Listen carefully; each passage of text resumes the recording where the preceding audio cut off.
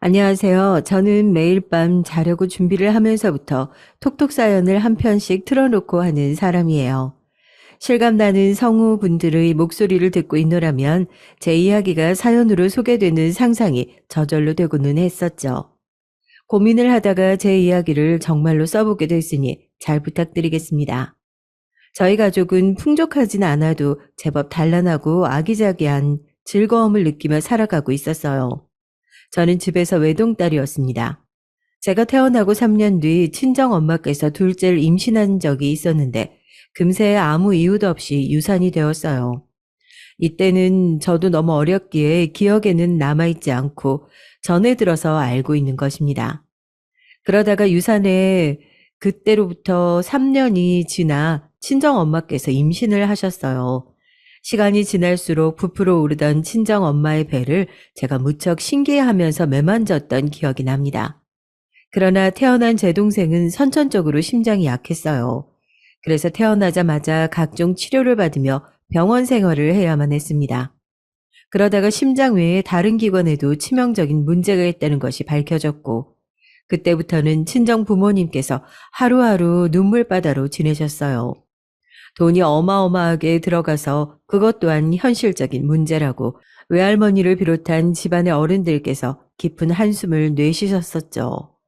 그렇게 해서라도 아기가 살기만 한다면 뭐가 문제이겠냐고 친정 아버지께서는 입버릇처럼 그런 말씀을 하며 지내셨습니다. 그래서 저도 제 동생이 건강해지기를 매일같이 두 손 모아서 기도를 했었어요. 그러나 제 동생은 병원 밖의 세상을 경험해 보지도 못한 채로 결국 짧디 짧은 생을 마감해야만 했죠. 친정 부모님의 상실감은 이루 말할 수가 없을 정도였고, 쌓인 병원비 때문에 돈 이야기가 심각하게 여러 차례 오가는 것을 어렸던 저는 눈칫밥을 먹어가며 조심스럽게 살폈습니다. 왠지 저에게 두 번 다시 동생이 생길 일은 없고 이번이 마지막 기회였으며 저는 영영 외동으로 자라날 것 같다는 그런 예감이 강하게 들고 있었어요. 저라도 훌륭한 어른으로 자라서 친정 부모님께 효도를 하고 두 분을 기쁘게 만들어드리는 자식이 되어야겠다는 다짐이 저절로 들었습니다. 제가 외동이기도 하지만 원체 타고난 성격 자체가 가족에 대한 애정이나 애착이 강하고 가족이라는 울타리가 깨질까봐 불안해하는 아이였던 것 같아요.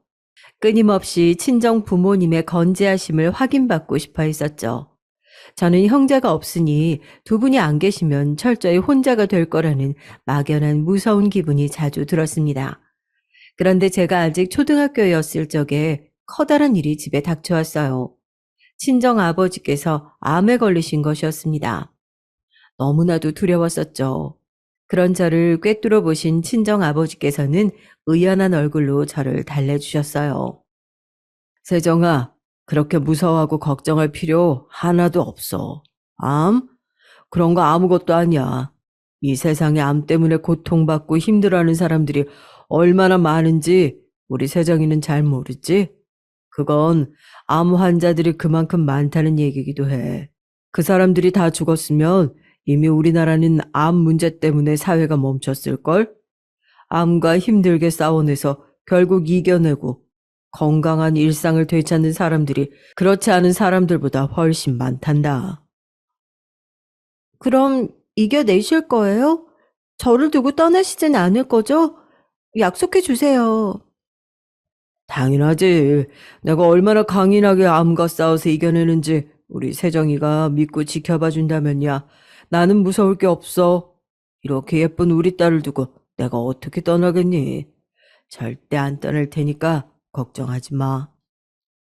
저에게 새끼손가락까지 걸고 약속해 주신 친정아버지 덕분에 비로소 안심이 되었죠. 강력한 믿음으로 무장한 친정아버지의 얼굴을 저는 믿을 수가 있을 것 같았습니다. 하늘을 나는 멋진 슈퍼맨보다도 더욱 든든한 존재가 친정아버지라는 생각이 들었어요. 그리고 제가 병원에서 목격한 친정 부모님의 어떤 모습이 저를 든든하게 만들었습니다. 친정 엄마께서는 힘을 주어 친정 아버지의 손을 붙잡아 주셨어요. 그리고 친정 아버지께서는 눈물을 흘리며 마음을 다잡고 계셨습니다. 서로에 대한 깊은 신뢰, 애정 같은 것들이 흘러나오는 광경이었죠. 바로 그 장면이 저라는 아이를 안심시키고 환한 미소를 짓게 만들었던 겁니다. 우리 가족은 최고로 행복하구나. 그래, 맞아. 우리 부모님만큼 사이가 좋은 부모님을 둔 사람은 우리 학교에서 거의 없을 거야. 우리 반에서는 일단 내가 제일로 사이 좋은 부모님을 둔 사람인걸? 아버지가 얼른 나으셨으면 좋겠다. 우리 가족 화목한 모습으로 언제까지고 그렇게 살 수 있도록 얼른 그렇게 됐으면 좋겠어. 원인 불명의 유산, 선천적으로 아팠던 제 동생의 이른 죽음, 그리고 친정아버지의 암투병까지 그런 것들도 결국은 저희 가족을 무너뜨릴 수 없으며 친정 부모님께서는 세상 그 누구보다도 사이가 좋으신 분들이라는 생각이 들자 갑자기 모든 근심과 걱정이 사라지는 기분이 들었어요. 그때 제가 얼마나 행복했었던지 당시에 쓴 일기장을 보면 그게 느껴지더라고요.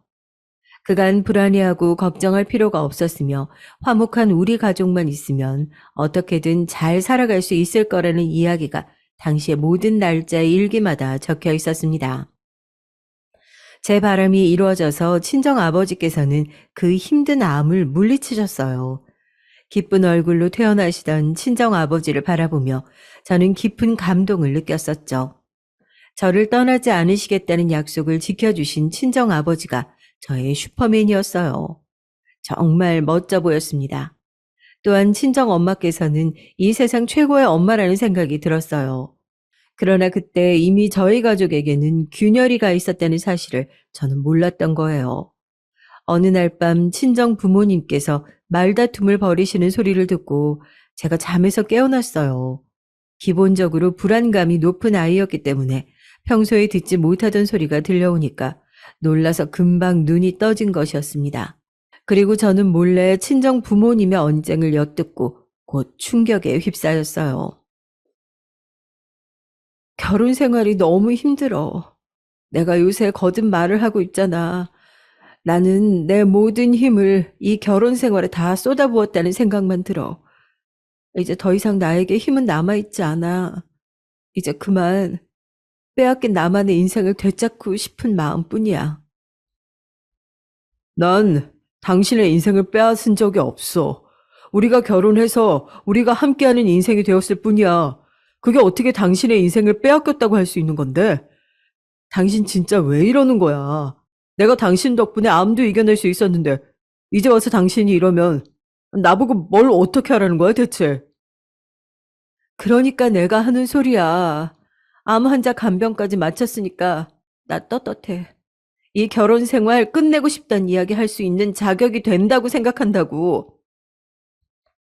당신 설마 우리가 지금 경제적으로 너무 힘든 상황이라서 이러는 건 아니지? 어, 돈은 있다가도 없는 것이야. 그런 것에 너무 집착하며 살면 안 되는 거잖아. 돈이 있다가도 없다고? 내가 들어본 말 중에 제일 웃긴 얘기 같다. 우리한테 돈이 있어 본 적이 언제였는데. 항상 없기만 했는데 있어 본 적이 있기나 해? 당신 정말로 변했구나. 결혼 생활에 완전히 마음이 떠버렸구나. 그런데 당신 나는 그렇다 치고 우리 세정이는, 우리 딸은, 우리 자식은 생각 안 해? 세정이를 생각한다면 난 당신이 이럴 수는 없다고 생각해. 그래봤자 소용없어. 세정이를 들먹여도 내 마음 돌릴 수 없어. 이미 늦었어. 나 지칠 대로 지쳤다고. 그렇다면 당신은 나하고 이혼해도 세정이를 당신이 키울 생각은 없다는 소리야? 설마 그런 뜻은 아니겠지? 어떻게 엄마가 딸을 버려? 우리 세정이 아직 어리잖아. 누구 한쪽이라도 딸을 책임지고 키우면 되는 거잖아. 당신이 하면 되겠네. 결혼 생활에 염증 느끼면서 모든 걸 다 뒤로 하고 떠나고 싶은 나보다는 적어도 당신이 자식은 잘 키울 것 같아. 그걸 지금 말이라고 해? 세정이가 받은 상처를 대체 어떡하라는 소리야? 친정 아버지께서는 도저히 이 현실을 받아들일 수 없다고 하시며 머리를 감싸셨고 저는 입을 틀어막고 있었습니다.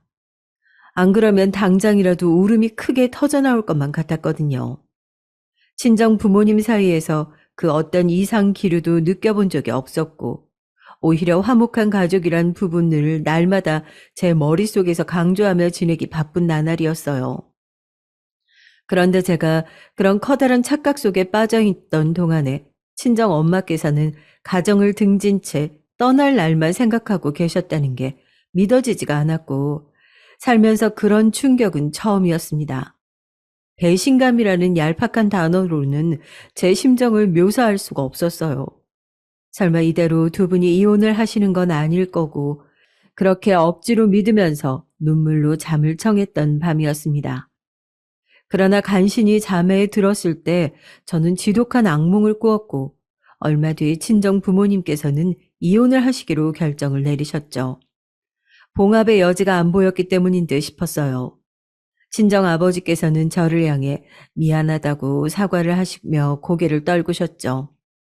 외동인 제가 가족에 대한 애착, 집착이 얼마나 강한지 잘 알고 계셨기 때문에 더욱 제 앞에서 미안해 하셨어요.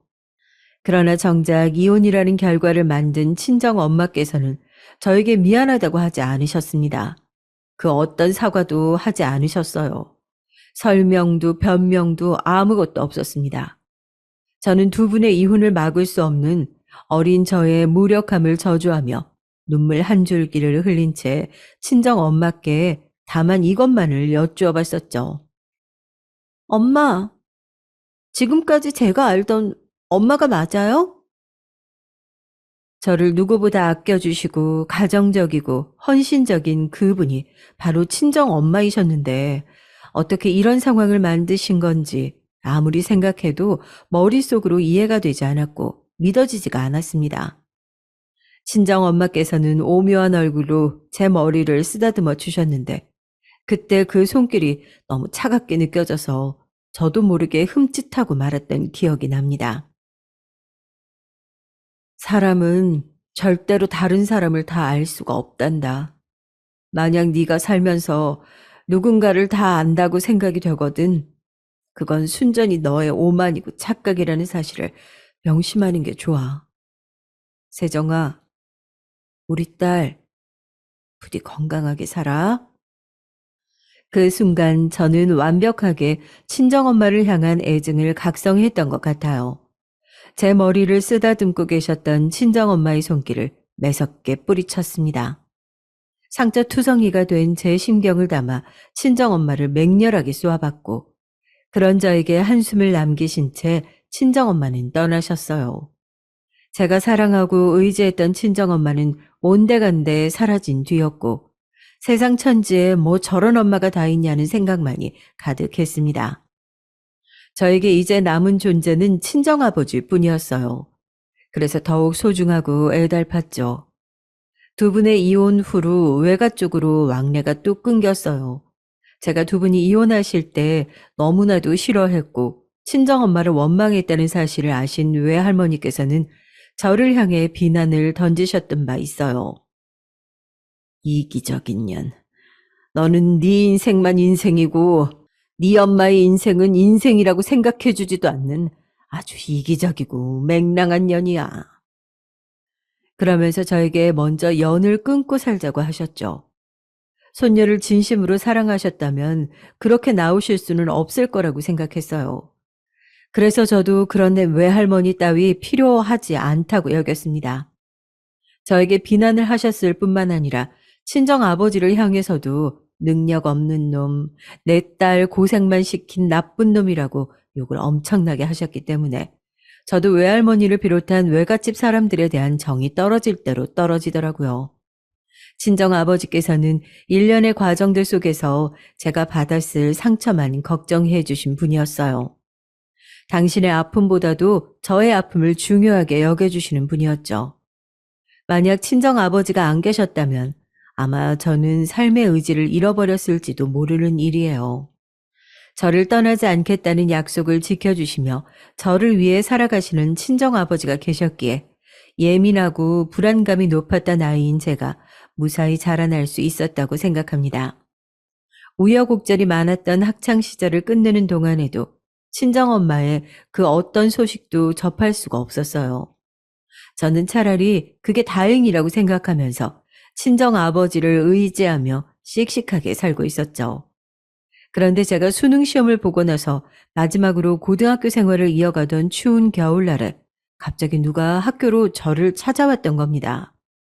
누가 저를 찾아왔다는 소리를 듣고 교무실 쪽으로 내려가 봤더니 친정 엄마께서 저를 기다리고 계셨어요.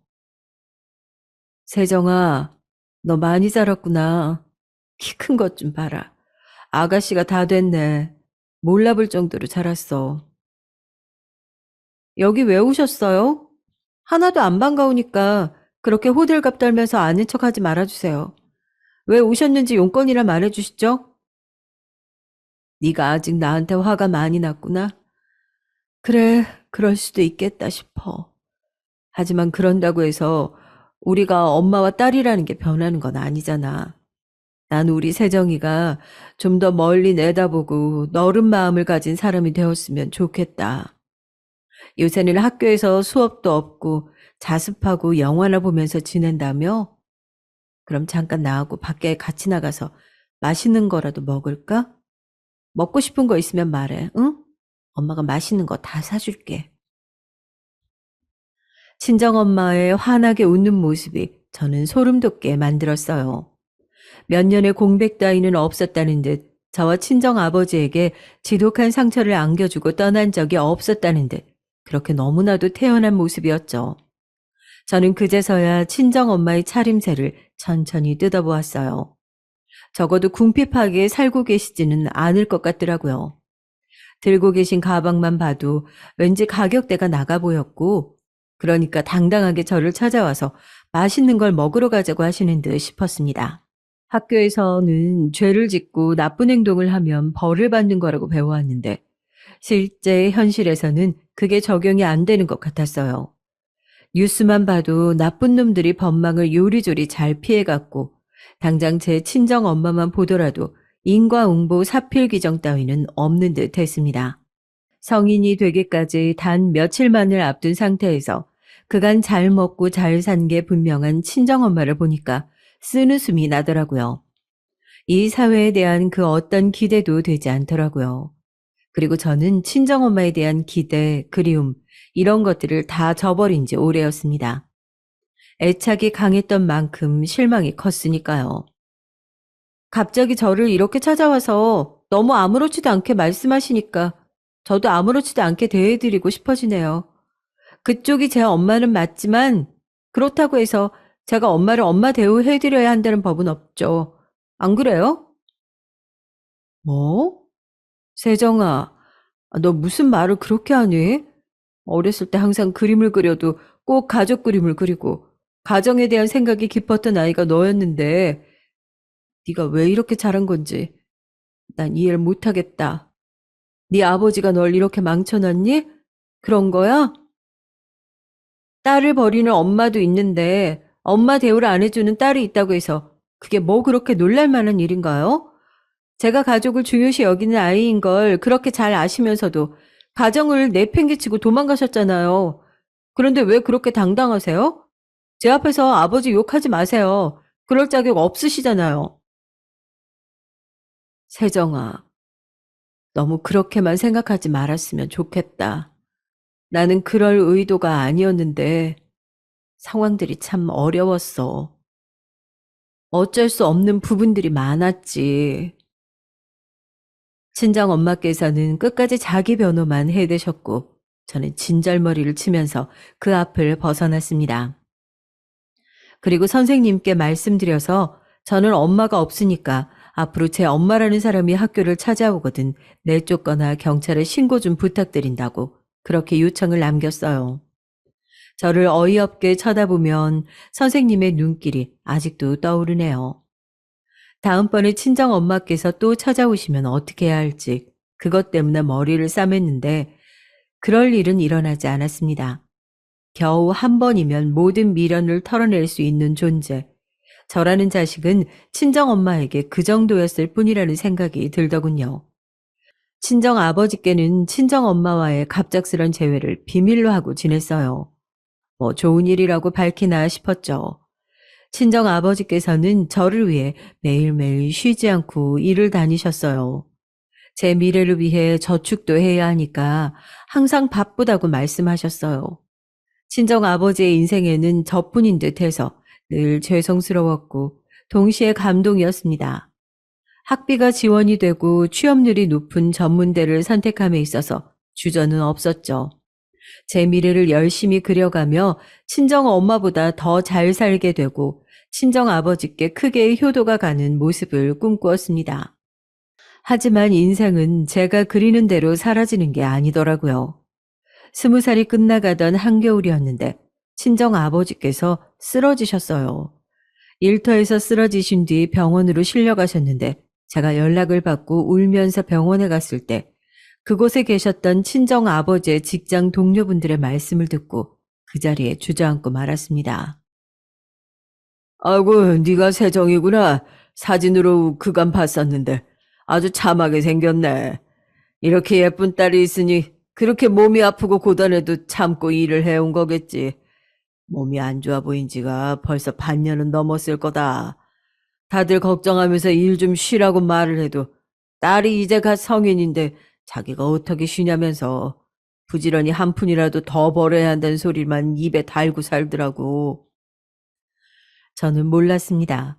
친정 아버지께서 남들 눈에는 편찮아 보이셨을 정도라는 것을 전혀 모르고 있었어요. 집에서 마주하는 친정 아버지의 모습은 언제나 인자하고 강인해 보이는 미소뿐이었으니까요. 제가 걱정할까봐 필사적으로 건강 상태를 감춰오신 것이라는 걸 알고 걷잡을 수 없는 슬픔이 밀려들었습니다. 이런 상황에서도 저를 아껴주고 위해주는 친정아버지의 존재가 있다는 것에 너무 행복한 제 자신이 이상하게 느껴져서 더욱 울었던 것 같아요. 제발 별 일이 아니기를 간절히 기도했어요. 그러나 검사 결과 영영 다 쫓아내고 이겨낸 줄만 알았던 암의 재발이었습니다. 더 이상 직장이 문제가 아니었고 학교가 문제가 아니었어요. 사람이 사느냐 죽느냐의 문제였습니다. 좋지 않은 친정 아버지의 상태를 인지한 순간 저는 제 모든 것을 걸기로 했죠. 정말 제 모든 노력을 다해서 친정 아버지를 돌보기로 결심했습니다. 저에게 미안하다고 말씀하시는 친정아버지의 눈물을 보기 싫었어요. 얼른 건강하게 일상을 다시 지내시는 모습만 보고 싶었죠. 당연하게 친정아버지께서는 직장 일을 그만두셨고 몇 달 뒤에는 저는 고민을 하다가 대학을 자퇴하기로 했습니다. 친정아버지께서는 대충 휴학이라는 핑계를 댔었고요. 친정아버지를 돌보며 작은 아르바이트를 하면서 그렇게 지냈어요. 이번에야말로 죽음의 문턱까지 가셨던 친정 아버지께서는 정말 감사하게도 완치라는 두 글자 결과를 받아드셨습니다. 그때 정말 행복의 눈물이 흐르더라고요. 제가 대학을 자퇴한 걸 아시고 친정 아버지께서는 저에게 무척 미안해하시며 면목이 없다고 하셨죠. 저는 그깟 전문대학 졸업장 없이도 잘 해낼 수 있다는 걸 친정 아버지께 보여드리겠다고 맹세했어요. 저희 부녀의 진정한 시작은 이제부터였습니다. 저는 그렇게 생각을 하고 자격증 공부를 하면서 취업시장의 문을 두드렸죠. 저를 위해서라도 건강관리를 하면서 쉬겠다고 하셨던 친정 아버지께서는 소일거리만 하면서 지내셨어요. 저는 고졸 입사 전형으로 취업한 곳에서 열심히 제 경력을 쌓아나갔고 그렇게 소박한 일상이 쭉 이어지고 있었는데 어느 날 친정 아버지께서 화물 운전 일을 해보겠다고 말씀을 해오셨어요. 오랜 지인 두 분이 그쪽 일을 하고 계시는데 전 직장 동료 한 분께서도 최근에 그쪽 일을 하기 시작했다고 하시면서 당신께서도 도전을 해보겠다고 그러셨습니다. 저는 전혀 몰랐는데 그 일이 시작할 때 꽤 돈이 드는 일이었더라고요. 무턱대고 아무나 할 수 있는 게 아니었습니다. 게다가 운전하는 일이 무척 피곤하실 것 같아서 저는 반대를 했어요. 전 아버지 없으면 못 살아요. 아시잖아요. 그런데 어떻게 그런 고단한 일을 하시게 둘 수가 있겠어요. 반대할 수밖에 없는 제 심정, 아버지도 이해해 주실 거라고 믿을게요. 그 일을 하고 싶어 하시는 친정 아버지의 마음을 알면서도 저는 굳건히 반대 입장을 내세웠죠. 두 번이나 암 때문에 고생하셨던 분이기에 저는 조심스러울 수밖에 없었어요. 하지만 결국 친정 아버지께서는 시간이 좀 더 지나서 화물 일을 하시게 됐는데 그 이유로는 두 가지가 있었습니다. 첫째는 친정엄마 때문이었어요. 친정엄마께서 또 몇 년 만에 도대체 어떻게 아신 건지 제 연락처를 알아내셔서 연락을 해오신 겁니다. 제발 한 번만 만나달라고 간청을 하시더라고요. 시간 좀 내달라고, 기회 좀 달라고 그렇게 말씀하시는 것에는 제가 안 흔들렸는데 보고 싶다고 그렇게 말씀하시는 것에는 심장이 내려앉았어요. 어찌할 바를 모르고 있었는데 그때 친정아버지께서 눈치를 채셨던 거예요. 제가 친정엄마의 연락을 받았다는 걸 아시고는 저에게 한번 만나나 보라고 하셨습니다. 그래서 못 이기는 척 자리에 나갔죠. 그랬더니 몇 년 전에 고등학교 교무실 앞에서 배웠을 때보다 더욱 고상하고 우아해지신 모습의 친정엄마께서 저를 반겨주시더라고요. 솔직히 얼떨떨했어요. 나이가 든 제 눈에는 이제 명품이라는 것이 구분이 되고 있었으니까요. 세정아, 전에는 내가 너무 미안했다. 내 생각만 했어. 내가 이기적이었어. 그걸 내가 시간이 지나고서야 서서히 깨달았단다. 그 이전까지는 내가 나만 힘들고 나만 억울하고 나만 고생했다는 그런 생각밖에 할 줄은 몰라서 그렇게 이기적으로 굴었던 것 같아. 내가 너에게 면목이 없어. 사실 네 아버지한테도 너무 미안한 게 많은데 차마 미안하다고 말을 못하겠구나. 그 정도로 내가 아주 깊은 죄책감을 가지고 있는 것 같아.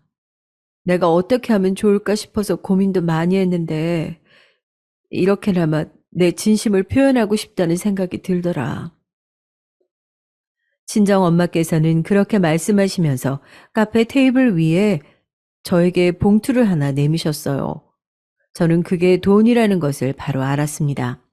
이제 와서 저에게 미안하다고 사과를 하시는 그 모습에 저는 기쁘지도 않았고 그렇다고 화가 나지도 않았어요. 그저 마음만 조금 쓰라리더라고요. 봉투를 집어서 언뜻 안을 보니까 대단한 액수가 들어있더라고요. 친정엄마의 차림새도 그렇고 이런 거액을 주시는 것도 그렇고 이쯤 되니 제가 안 궁금해질 수가 없었습니다. 재혼은 어떤 분이랑 하셨어요? 진작 눈치채고 있었어요. 학교로 저를 찾아오셨을 때도 왼손 약지에 반지를 새로 끼고 계셨으니까요. 돈 많은 남자하고 하신 것 같다는 추측만 하고 있었는데 생각보다 더 재혼을 잘하셨나 봐요. 그래, 맞아. 돈 걱정할 일 없는 남자하고 재혼했어. 돈 걱정이 안 들 뿐더러 권력까지 잡고 있어서 여러모로 목에 힘주고 주변의 시선 신경 쓰면서 살아야 하는 사람이기도 해. 난 그런 사람의 아내라서 자기 관리를 무척이나 잘해야 하지만 그럼에도 내 친딸을 보고 싶단 마음을 어찌할 수가 없네. 이런 내 마음 나도 막을 수가 없는 것 같다. 세정아, 내가 이렇게나 너를 생각하고 있다는 걸 네가 조금이나마 알아줬으면 좋겠어. 저는 친정엄마께서 재혼을 하신 뒤 어떻게 지내오셨는지 그 자리에서 대강 이야기를 들었어요. 머릿속이 복잡해지더라고요. 저하고 친정아버지는 아등바등 힘들게 살아왔으니까요. 도중에 또 암이라는 고비를 넘기기도 했었고요. 그런데 친정엄마의 인생은 그간 딴판이었다는 것을 정확히 알게 되자 그냥 더 이상 아무 생각도 하기 싫어졌어요. 그래서 돈 봉투를 친정엄마의 앞으로 다시 밀어냈고 꾸벅 인사만 남긴 채 돌아섰습니다. 그간 저만을 위해 살아오신 그리고 저 또한 제 모든 것을 걸어서 살려낸 친정아버지만 계신다면 친정엄마가 얼마나 잘 살게 되셨든지 간에 이젠 아무런 상관이 없다 싶었네요. 친정엄마를 만나고 온 이야기를 친정아버지께서 궁금해하셨어요. 이미 고등학교 때 친정아버지께 한번 숨긴 적이 있었기에 더 이상 그러고 싶지 않아져서 이번에는 모든 내용을 다 털어놓았습니다. 그러자 친정아버지께서는 화물 일을 하시기로 더욱 결심을 굳히셨던 거예요. 그토록 잘 살게 되신 친정 엄마에 뒤지지 않아야 저에게 떳떳하실 수 있다고 생각을 하신 모양이었습니다. 그리고 두 번째 이유는 제 결혼 때문이었어요. 제가 만나는 남자가 있었거든요. 하나뿐인 딸을 결혼시키기 위해서라도 친정 아버지께서는 당신이 일을 열심히 하셔야 한다고 믿으셨고, 지인분들이 힘을 실어주고 계실 때 일을 시작해야 한다고 하시면서 화물 일을 결국 하게 되셨습니다. 저는 친정 아버지를 고생시키면서까지 결혼하고 싶은 마음은 없었어요. 하지만 부끄럽게도 제가 혼전 임신을 하게 됐던 겁니다. 뱃속에 든 생명을 저버린다는 건 저에게 있을 수 없는 일이었죠. 임신 사실을 알게 된 직후부터 놀라울 정도로 제 머릿속에는 태어날 아기 생각, 단란한 가정을 꾸릴 생각밖에 없었습니다. 가족에 대한 애착이 제가 만들 새 가족으로 옮겨가는 순간이었죠. 남편 역시도 진작에 저와 결혼할 작정이었기 때문에 임신 사실을 알자마자 결혼 준비로 넘어가고자 했습니다. 그런데 시어머니께서 저를 보시더니 강한 불만을 터뜨리셨어요. 얼마나 못 배워 먹었으면 결혼을 하기도 전에 임신을 하고 난리야. 게다가 고졸? 아니 요즘에는 여자도 대학을 다 가는 세상 된 지가 오랜데 넌 대체 뭐하는 돌대가리이길래 대학 졸업장 하나가 없어. 하나를 보면 열을 안다고 수중 꼬라지가 그 모양이니까 행실도 지저분해가지고 임신이나 일찍 한 것이겠지. 이혼 가정에서 자랐으니 머릿속이 정상이어 봤자 얼마나 정상이겠어. 태관절, 내가 무슨 죄가 많아가지고 너 같은 꼴통 며느리를 들여야 하는 걸까? 시어머니께서는 속상하고 분해서 미치겠다고 하시며 눈물까지 훔치셨고 그 앞에서 저는 대역죄인이 되어서 아무 말씀도 못 드렸어요. 예식 날짜를 잡겠다고 하실 때에도 당신의 가슴을 퍽퍽 치면서 날짜를 고르셨습니다. 시아버지께서는 제가 마음에 썩 들지 않는다는 표정을 지으시면서도 말씀으로는 그걸 티를 내지 않으셨고요. 남편의 누나인 시누이는 저만 봤다 하면 혀를 끌끌 차댔어요. 내가 이 나이 먹도록 결혼 안 한 건 내 동생처럼 저렇게 똥 밟을까봐 무서워서 그런 거야. 나도 저렇게 이상한 사람한테 잘못 걸리면 어떡해? 아, 그런 결혼 할 바에는 안 하는 게 낫지. 제가 보기에는 결혼을 안 한 게 아니라 그 성격 때문에 못한 것 같았는데 괜히 따지고 들어봤자 저만 손해일 것 같아서 저조차고 가만히 있었습니다. 뱃속의 생명을 생각한다면 그까짓 헛소리 따위 아무렇지 않게 넘길 자신이 있었어요. 하지만 저의 심기를 아주 거슬리게 만들었던 헛소리는 바로 제 친정 아버지에 대한 이야기였습니다. 사돈께서는 어쩜 일을 하셔도 그렇게 그런 일을 하시는 걸까 모르겠다. 그 완전히 차로 막노동판 뛰는 셈 아니냐? 막노동 다니는 거하고 뭐가 다른 거야? 아, 난 그렇게 보는데. 화물차를 운전하고 다니시는 친정 아버지를 그런 식으로 비하하시는 시어머니의 말씀을 듣고서 제가 눈이 돌아갔죠. 제 욕을 하는 건 얼마든지 참을 수 있어도 친정 아버지를 건드리는 건 견딜 수가 없었습니다. 어머님, 제가 마음에 안 드시면 저만 욕하세요. 애꿎은 저희 아버지 건드리지 마시고요. 아니, 내가 그 정도도 말을 못한다는 거니? 너 참 성격 있구나. 우리 아들이 어쩌다가 이런 것한테 코가 깨어서는 덜컥 애까지 생겨버리고. 아유, 아이고 내 팔자야. 이미 뱃속에 아이는 생겼는데 자꾸 그러셔봤자 달라지는 게 있나요? 어머님 머리만 아플 뿐이죠. 그 머리 아프신 걸 저희 아버지한테 풀지만 말아주세요. 어머님은 품위를 중요하시니까 저희 아버지가 하시는 일 못마땅하신 거 아닌가요? 그런데 어머님이 그렇게 언행을 보이시며 그거야말로 품위가 떨어져 보입니다.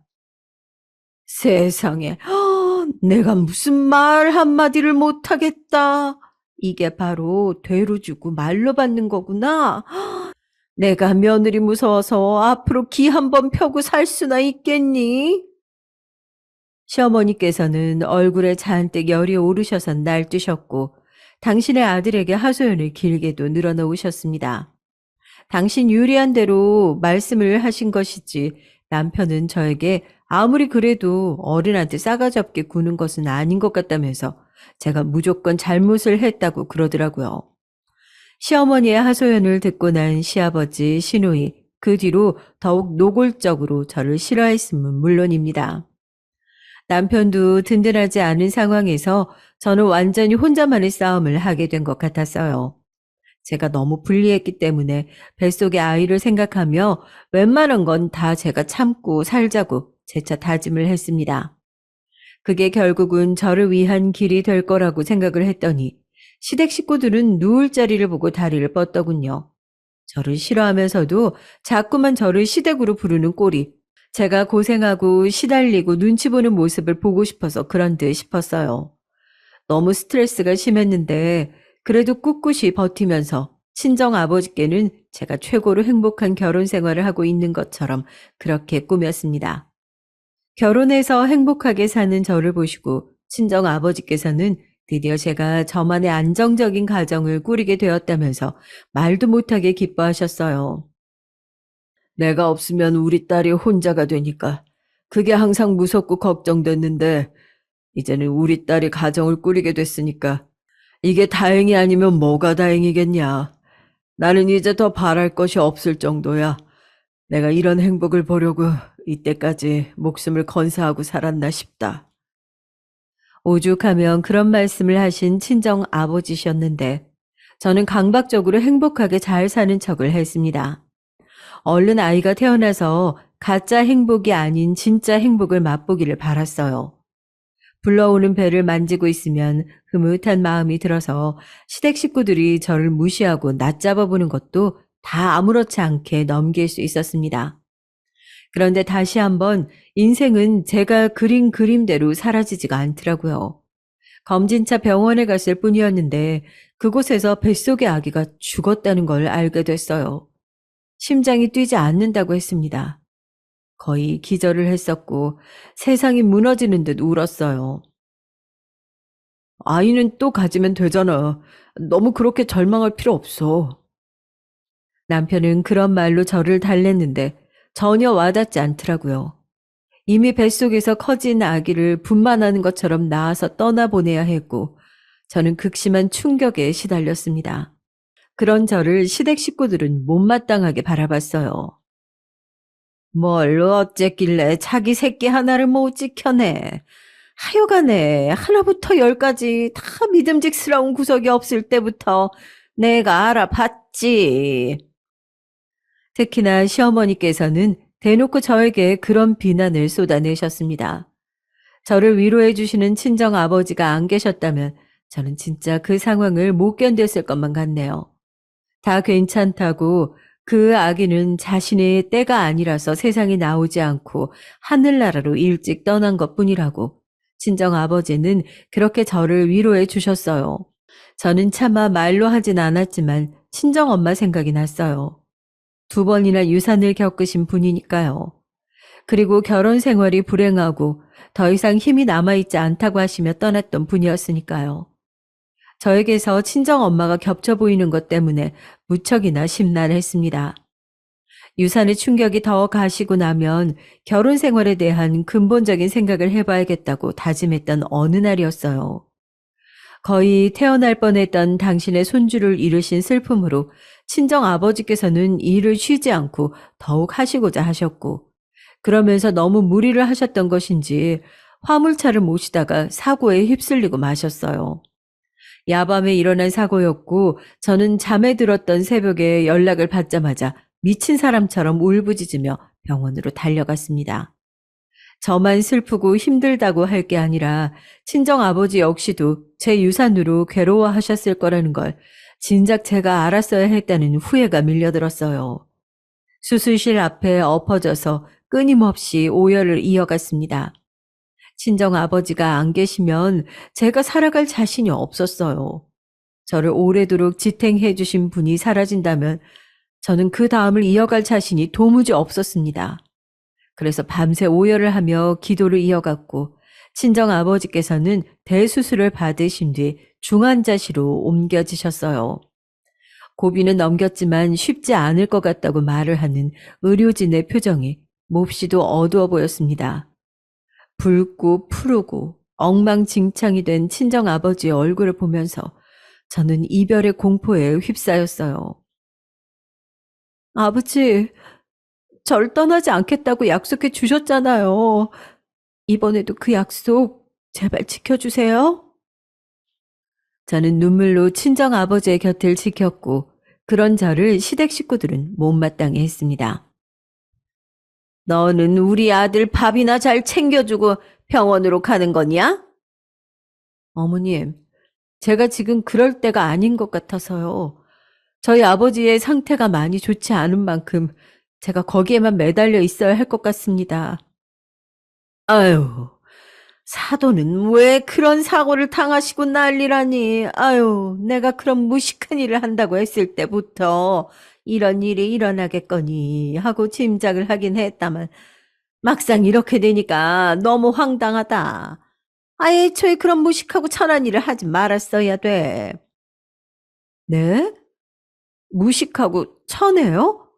어머님, 그거 우리나라에 계시는 수많은 화물 운전하시는 분들을 모욕하시는 거예요.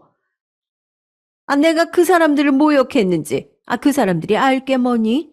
안 그래? 다른 사람들이 화물을 하든 수화물을 하든, 아유, 내가 상관이 없는데, 왜 하필 우리 아들의 장인이 그런 일을 하느냐, 이 말이야. 왜 하필이면 내가, 그런 품위 따위는 전혀 없고, 천에 복이 짝이 없는, 일을 하는 사람하고 사돈이냐고. 이게 다 모자란 며느리를 들인 죄겠지.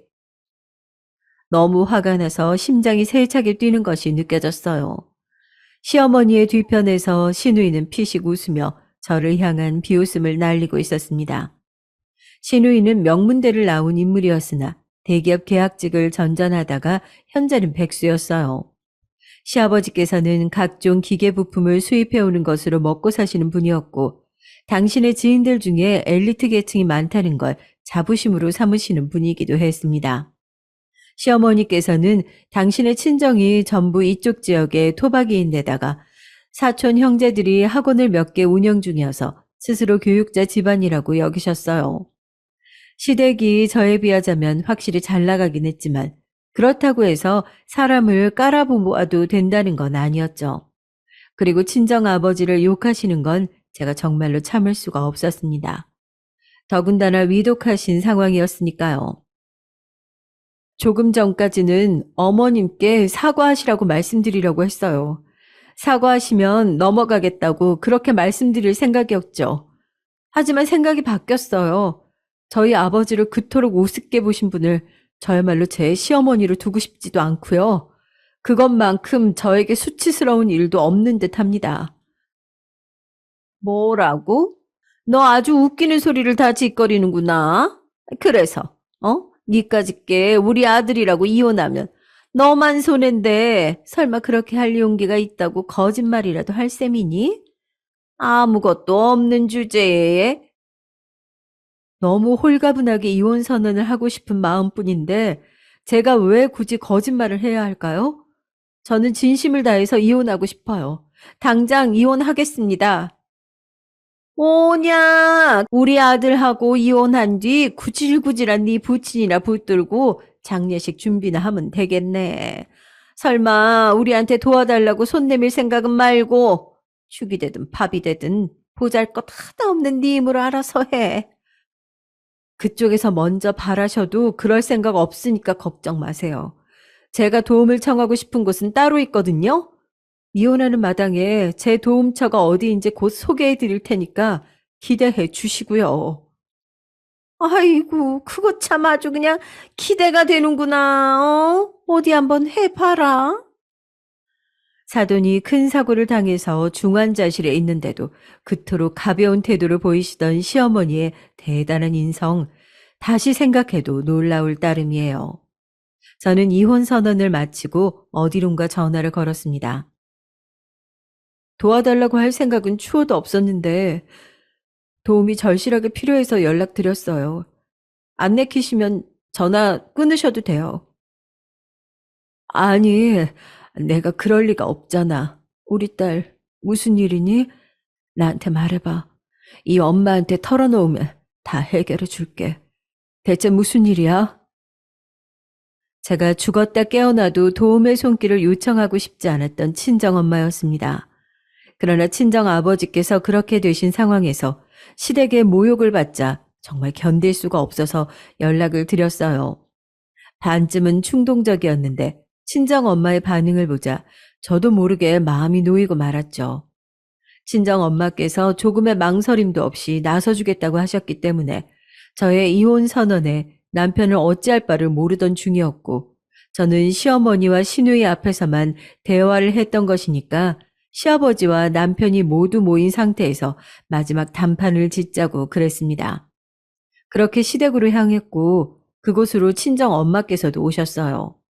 집 앞에 고급 차량이 멈춰섰고 수행원이 열어준 뒷문으로 내리신 친정엄마의 모습에 시댁 식구들 일동이 어리둥절했습니다. 어머 세상에, 아이 저렇게 기품이 넘치는 사모님이 다 계시네. 딱 봐도 높으신 분 같은데. 칭찬 감사해요. 보는 눈이 있으시네요. 저분 높으신 분 맞거든요. 여기 지역 사람이면 모르는 사람이 없는 유명 정치인의 아내분이시라네요. 뭐야? 아이, 정말? 아이, 그렇게 대단한 분이 여기는 어쩐 일일까? 근데 너는 저분을 어떻게 그렇게 잘 알고 있어? 정식으로 소개해 드릴게요. 이쪽은 제 친모이신데, 어머님은 지금 저희 엄마를 처음 보시는 거죠? 얼떨결에 저와 그런 대화를 주고받으시던 시어머니께서 깜짝 놀라 표정을 굳히셨어요. 다가오신 친정 엄마께서는 싱긋 웃으시며 명함 한 장을 시아버지께 내미셨습니다. 그것을 함께 확인하시며 시어머니, 시누이, 남편 모두 얼어붙어 있었죠. 그간 제가 사정이 있어서 소중한 딸 세정이의 결혼식에도 참석을 못하고 격조했습니다. 그런데 세정이 아버지가 이번에 큰 사고를 당했는데 그런 와중에 세정이가 자기 시댁으로부터 믿을 수 없는 취급을 받았다는 이야기를 들었어요. 이게 어찌 된 일일까요? 저희 남편이 보통 세심한 사람이 아니라서 제 딸이 잘 지내는지, 혹시 힘든 일은 없는지, 도움 줄 게 없는지 그런 걸 엄청 신경 쓰거든요. 세정이한테 일이 생겼다고 하니까 저보다 더 요란을 떨면서 무슨 일이 있는지 잘 좀 알아보고 오라면서 저를 이렇게 보냈네요. 반드시 제 딸이 당한 것의 2배, 3배 이상으로 갚아줄 거라고 하면서 말이죠. 친정 엄마의 목소리는 우아하고 고상하기만 했으나 시댁 식구들은 천둥 소리라도 들은 것 마냥 몹시 떨고 있었습니다. 어떻게 나오는지 보자 싶어서 제가 눈을 흘기고 있을 때 시어머니와 시선이 딱 마주쳤어요. 그리고 놀랍게도 시어머니께서는 바로 고개를 숙이셨고 그것도 부족하셨는지 얼른 무릎까지 털썩 꿇으셨습니다. 아이고, 사모님. 제가 지병이 있어가지고요. 머리가 자주 아파서 거의 정신이 오락가락합니다. 그래서 며느리도 제가 옳게 못 챙기고 헛소리를 자주 했네요. 결코 고의로 그랬던 건 아니었으니까 한 번만 봐주세요. 네? 그랬더니 옆에서 눈알만 긁리고 있던 시누이의 바짓단을 잡아당기셨어요. 얼른 안 빌고 뭐하냐고 채근하는 동작이었죠. 그러자 시누이가 중심을 잃고 꽈당 넘어졌습니다. 그 사이 남편이 황급히 알아서 무릎을 꿇었고 눈치만 살피시던 시아버지께서도 그렇게 하셨습니다. 저는 나둥그라진 시누이를 포함해 제 앞에서 일동 무릎을 꿇는 시댁 식구들을 보면서 고개를 절레절레 흔들었어요. 속이 시원할 줄 알았는데 대뜸 이렇게 무조건 무릎부터 꿇고 사과부터 하는 시댁 식구들의 모습을 보자 기분이 너무 이상해지더라고요. 강자에게는 한없이 약하고 약자에게는 한없이 강한 게 이들의 진면목이구나 싶었습니다. 상대하는 의미도 없을 것 같아서 저는 친정엄마를 향해 눈인사를 보냈어요. 제 딸 세정이가 요구하는 대로 조건 다 맞춰서 이혼해 주실 걸로. 그렇게 제가 믿어도 되겠죠? 애초에 그쪽에서 무식하고 천박한 언행을 일삼는 바람에 제 딸이 이혼을 결심하게 된 것이니까 원인 제공은 그쪽에 있잖아요. 친정 엄마께서는 나긋하게 말씀하셨고 무식하고 천박하다는 소리를 들으신 시어머니의 귀가 터질 듯이 빨개졌습니다. 그러면서도 순순히 수긍을 하시더군요. 남편은 거의 울 것 같은 표정으로 알겠다는 대답을 내놓았습니다. 제 결혼 생활은 그렇게 완벽한 마침표를 찍게 됐어요. 친정 엄마와 함께 병원으로 향했고 차 안에서 저도 모르게 눈물이 나올 것 같아서 참느라 혼났는데요. 알고 보니까 옆에서 친정 엄마께서는 이미 눈물을 닦고 계셨습니다. 어떤 말을 하지 않아도 그 순간 서로가 통했기에 서로를 향해 옅은 미소를 지어주었죠. 상태가 악화되고 있지는 않았기에 희망의 끈을 놓지 않을 수 있었습니다. 저는 이혼을 하면서 제 몫을 크게 챙길 수 있었고요. 남편이 저를 붙잡으면서 다시 기회를 달라고 했지만 들은 척도 안 하고 이혼 도장을 찍었답니다. 이혼하고 2달이 지나서 기적이 일어났어요. 친정 아버지께서 눈을 뜨신 거죠. 친정 엄마와 얼싸안고 울며 웃었습니다. 큰 사고를 당하신 뒤 오래 의식불명으로 계셨던 친정 아버지께서는 다시 당신의 2발로 걷기까지 오랜 재활 과정을 거쳐야 했지만 결국은 해내셨고, 비록 이제 달리는 건 어려워지셨어도 얼마든지 천천히 걸어서 어디든 가실 수 있게 됐답니다. 내가 그랬지? 우리 딸 떠나지 않겠다고. 약속했었잖아. 앞으로도 그 약속을 지키며 살 테니까 우리 딸도 더 파이팅해서 살아보자.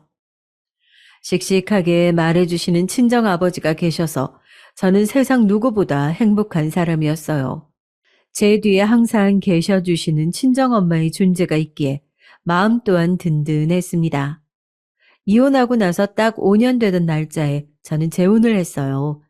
그리고 지금은 눈에 넣어도 아프지 않을 소중한 아들을 둔 엄마이기도 합니다. 지금까지 제 이야기를 들어주신 분들 항상 간에 평안하시기를 바랄게요. 안녕하세요. 저는 50대 중반에 들어선 여자입니다. 전 오늘 살면서 크게 돈이 부족한 적도 없었고 특별히 힘든 일도 없었던 저의 인생에서 가장 속상했던 이야기를 한번 해보려고 합니다. 누구에게도 속 시원히 하지 못했던 젊은 날의 이야기예요. 먼저 저의 어린 시절에 대해 말씀을 드리자면 전 바닷가에 있는 큰 도시에서 태어났습니다. 아버지는 해산물 시장에서 일을 하셨어요. 바로 6.25 전쟁 때 피난민들의 든든한 양식이 되어 주었던 어묵을 만드는 일이었습니다. 오늘날에는 여러 어묵 브랜드들도 생기고 했지만 아버지가 일을 하실 당시만 해도 그냥 시장에서 조기, 전갱이, 갈치 등의 생선살을 치대어 밀가루와 함께 사람이 일일이 튀기는 방식이었다고 해요. 채소도 조금 넣고요. 튀긴 음식이라 보관이 용이하고 먹으면 배도 든든해서 아버지의 장사는 제법 잘 됐다고 합니다. 저희가 살던 도시가 워낙 어묵으로 유명한 지역이기도 했고요. 시간이 지날수록 직원들을 차차 늘리고 직원들이 빠른 손놀림으로 일을 했지만 1980년대에 들어서 도시화를 겪으면서 아버지는 나름 공장 시설을 도입하시게 됐습니다. 좀 더 효율적으로 생산을 해보고 싶으셨던 거죠. 물론 시설을 갖추는데 돈이 많이 들었지만 그래도 새로운 시도였고 그만큼 장사는 더 자리를 잡아갔습니다. 이런 집에서 일남 2녀 중 막내로 태어난 저는 아버지 덕분으로 유복하게 어린 시절을 보냈어요. 크게 부족한 것이 없었고 그저 달리기 하는 것을 좋아하는 말괄량이 소녀였죠. 어린 시절 매일 하라는 공부는 하지 않고 아버지 공장으로 놀러 갔는데 저는 공부보다 뭔가 공장 돌아가는 것을 보는 것이 재미있었어요. 많은 생선들의 살들이 여러 과정을 거쳐 제가 좋아하는 맛있는 어묵 튀김으로 변하는 것이 너무나 신기했거든요. 아버지도 재미있어 하는 저를 굳이 오지 말라고 하지 않으셨죠. 그리고 항상 퇴근하시는 길에 졸래졸래 따라가는 저에게 제일 큰 어묵 하나를 먹으라고 쥐어주시곤 했어요. 그 어묵은 아버지가 손수 방금 튀긴 것이었죠. 그렇게 아버지와 함께 저녁 노을을 보며 집으로 돌아오면 항상 어머니는 맛있는 반찬을 한 상 가득 차려놓고 아버지와 저를 기다리고 계셨죠.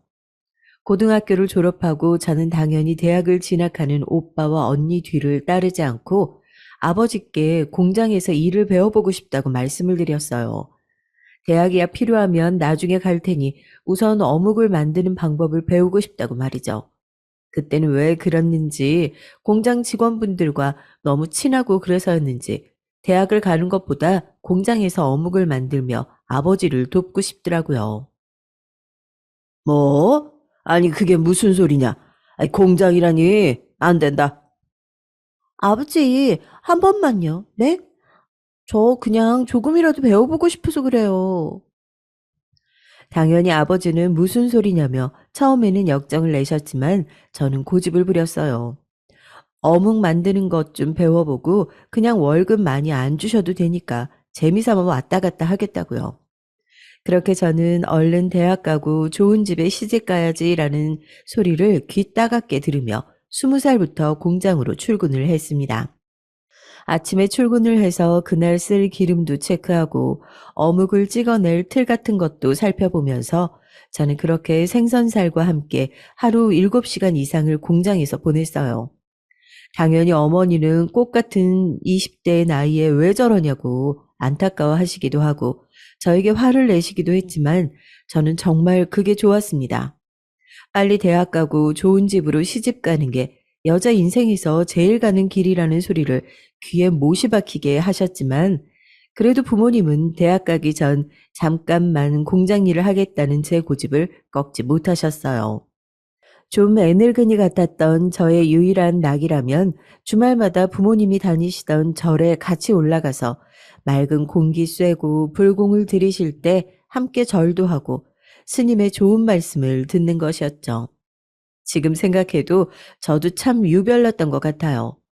보통 20대가 좋아할 일들은 아닌데 그 당시 서울로 대학을 간 언니는 유명한 번화가의 맞춤복집에서 예쁜 원피스 정장도 맞추고 항상 방학이면 예쁜 모자에 최신 유행 원피스를 입고 집으로 내려와 서울 생활에 대해 눈을 반짝이며 이야기를 했지만 저는 진짜 그런 것들이 하나도 해보고 싶지 않았어요. 참 이상했죠, 저도.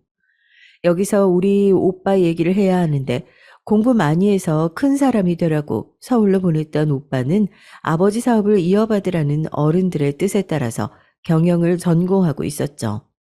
공부가 많이 힘들었던 모양인지 오빠는 집에서도 거의 오지 못하고 공부를 했어요.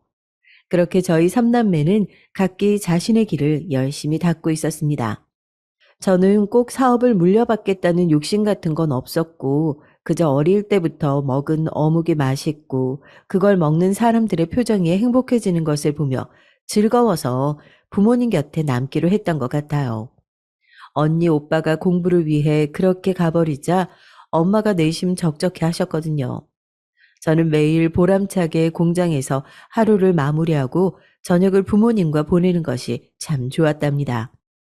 그렇게 친구에게도 별 관심이 없고 꾸미는 것에도 관심이 없던 전 당연히 남자에게도 관심이 없었어요. 또 어차피 공장을 가면 작업복을 입어야 했기에 항상 면티에 그냥 어두운 바지를 대충 입고 머리를 질끈 묶고 다녔습니다. 그저 편한 게 좋았거든요.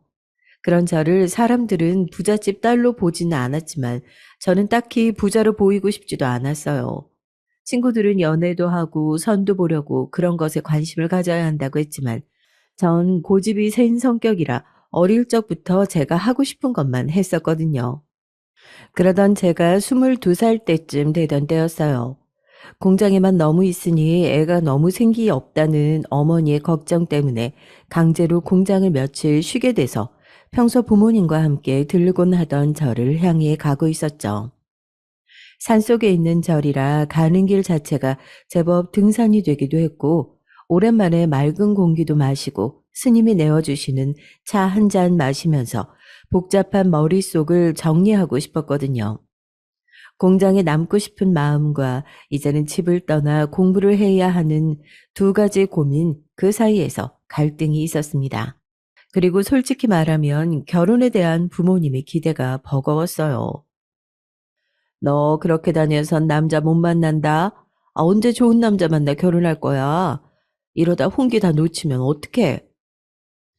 혀를 쯧쯧하며 하시는 어머니 말씀이 어느 순간 납덩어리처럼 느껴지더라고요. 주변 사람들은 하나둘 시집 장가를 가는 편이고 1990년대 당시 좋은 조건의 선 시장에서는 여자의 나이가 굉장히 중요했으니까요. 저는 제 인생을 살고 싶고 부모님은 시집 못 갈까봐 안달복달을 하시니 좀 마음이 지쳐 있었던 것 같아요. 그렇게 고민을 안고 한참 산을 올라가는데 이쯤이면 절이 나올 때가 됐는데도 이상하게 절이 나오지가 않더라고요. 보통 3, 40분을 오르면 절의 입구를 지키는 사천왕이 지키는 절 지붕이 보여야 하는데 아무리 살펴도 보이지가 않는 것이었습니다. 여기가 어디지? 내가 길을 잘못 든 건가? 저는 문득 시간도 꽤 지난 것 같다는 생각이 들었어요. 순간 울창한 숲의 새 소리도 뭔가 음산하게 들리는 것이었죠. 갑자기 무서운 기분이 들었습니다. 나 길을 잃은 건가? 어떡하지? 누구 없어요? 아무도 없어요? 놀라서 소리를 지른 제 목소리는 바람에 실려 사라질 뿐이었어요. 저는 일단 바위에 앉아서 다시 올라갔던 길을 더듬어 내려가 보자고 마음을 먹었죠. 삐삐가 있기는 했지만 공중전화가 없으니 산속에서 연락을 취할 방법도 없고 조금씩 어두워져 가는데 가만히 있을 수는 없다는 생각이 들었죠. 가벼운 산행이라 생각했기에 운동화도 밑창이 얇은 것이었어요. 저는 최대한 겁을 먹지 않으려고 했으며 바위 뒤에 내리막길이 있는 것을 눈으로 살피면서 다리를 내뻗었습니다. 그런데 몸이 주르르 하고 미끄러지면서 길이 있는 줄 알았던 곳이 풀 사이로 우거져 있는 곳이 급경사라는 것을 깨닫는 순간 덥석 어떤 손이 저를 잡아 올리는 것이었어요. 괜찮으세요? 크고 따뜻한 손이 힘껏 저를 끌어올렸어요. 크게 다칠 뻔한 저를 구해준 사람은 듬직한 청년이었습니다. 마치 공장 일로 몸이 항상 단단하신 우리 아버지 같은 다부진 느낌이었죠. 저는 그때 난생 처음 뭔가 간질간질한 이상한 기분이 온 몸을 타고 올라오는 것 같았어요. 많이 놀랐죠? 여기 물 좀 드시고 제가 부축해 드릴게요. 아, 네, 감사합니다. 남자는 제 간이 배낭을 대신 짊어지고 내려가는 길을 안다며 저를 내내 이끌어줬습니다. 저는 미끄러질 뻔한 충격과 미묘한 기분 때문에 뭔가 홀리듯이 그 사람을 따라 산을 내려갔어요. 산을 내려간 남자는 조심스럽게 말하더군요. 저 실례가 안 된다면 놀라신 것 같은데 저랑 간단히 욕이라도 하시는 건 어떠세요? 저도 놀라서 그런가 배가 고파서요. 아, 네. 저 그럼 오늘 도와주셔서 무사히 내려왔으니까 제가 식사 대접할게요. 그 남자와 저는 등산로 초입에 있던 허름한 백반집을 가서 식사를 함께 했어요. 그렇게 그 사람과 인연이 시작됐죠. 백반집에서 된장국에 밥을 먹으며 참 어색했지만 어쩐지 싫지는 않았어요. 그리고 우리는 그냥 막걸리집으로 자리를 옮겨 많은 이야기를 나누었습니다. 그 남자는 제가 사는 도시에서 가장 좋은 대학교를 졸업한 사시 준비생이었어요. 그 어렵다는 법대를 졸업했다고 했는데 사회에 보탬이 되는 인권 변호사가 되기 위해 공부한다고 했죠. 인권 변호사요? 꿈이 멋있으시네요. 제가 대학을 졸업했다는 그 사람에게 대단하다고 말하며 나도 신문 같은 걸 좀 잘 읽어보고 싶다고 하자 그 사람은 시사상식 같은 것들을 자신이 알려줄 수 있다고 하더군요. 어려운 말들도 자신이 설명해주면 쉬울 거라고요. 아, 그래요? 사실 제가 이제 슬슬 대학 갈 준비를 하긴 해야 되는데, 그러면서 드는 생각이 이 사람이 설명을 해준다면 어쩐지 예전보다 공부가 덜 싫을 것 같다는 생각이 불현듯 드는 겁니다. 그렇게 하기 싫었던 공부도 왠지 할 수 있을 것 같은 그런 막연한 기분이 들었어요. 그래서 일주일에 한 번씩 정기적으로 우리는 만나게 됐죠. 수업을 부탁하게 되면서 소정의 수업료라도 지불하겠다는 저의 이야기에 그분은 손사래를 치면서 아, 어묵 공장 다닌다면서요. 그런 환경에서 공부하고자 하시는 게 정말 대단한 겁니다.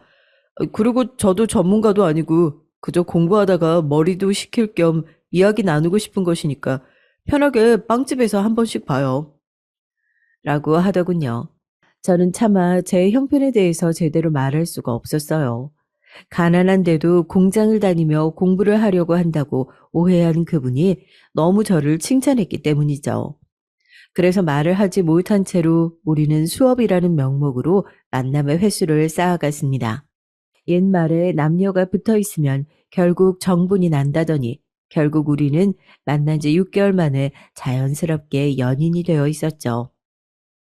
오늘은 우리 저기 국밥집 갈까? 좋아, 오빠. 서로 손만 잡고 있어도, 아니, 눈만 바라보고 있어도 좋은 세월이었습니다. 물론 연애를 시작하고 나서도 남자친구가 오해하고 있는 우리 집 형편이라든가 선을 보고 결혼하라는 것을 당연하게 생각하는 집안 분위기는 말하지 못했어요. 어떤 반응을 보일지 두려웠고 제가 거짓말을 했다고 생각할까봐 걱정됐거든요. 그저 이 순간만큼은 이 사람과 즐겁게 행복하게 보내고 싶다는 마음이었습니다. 남자친구는 한 번씩 저를 대포집에 데려가서 술 한 잔을 권하면서 어려운 정치 이야기들을 하기도 하고 또 가난한 자신의 처지를 비관하기도 했어요.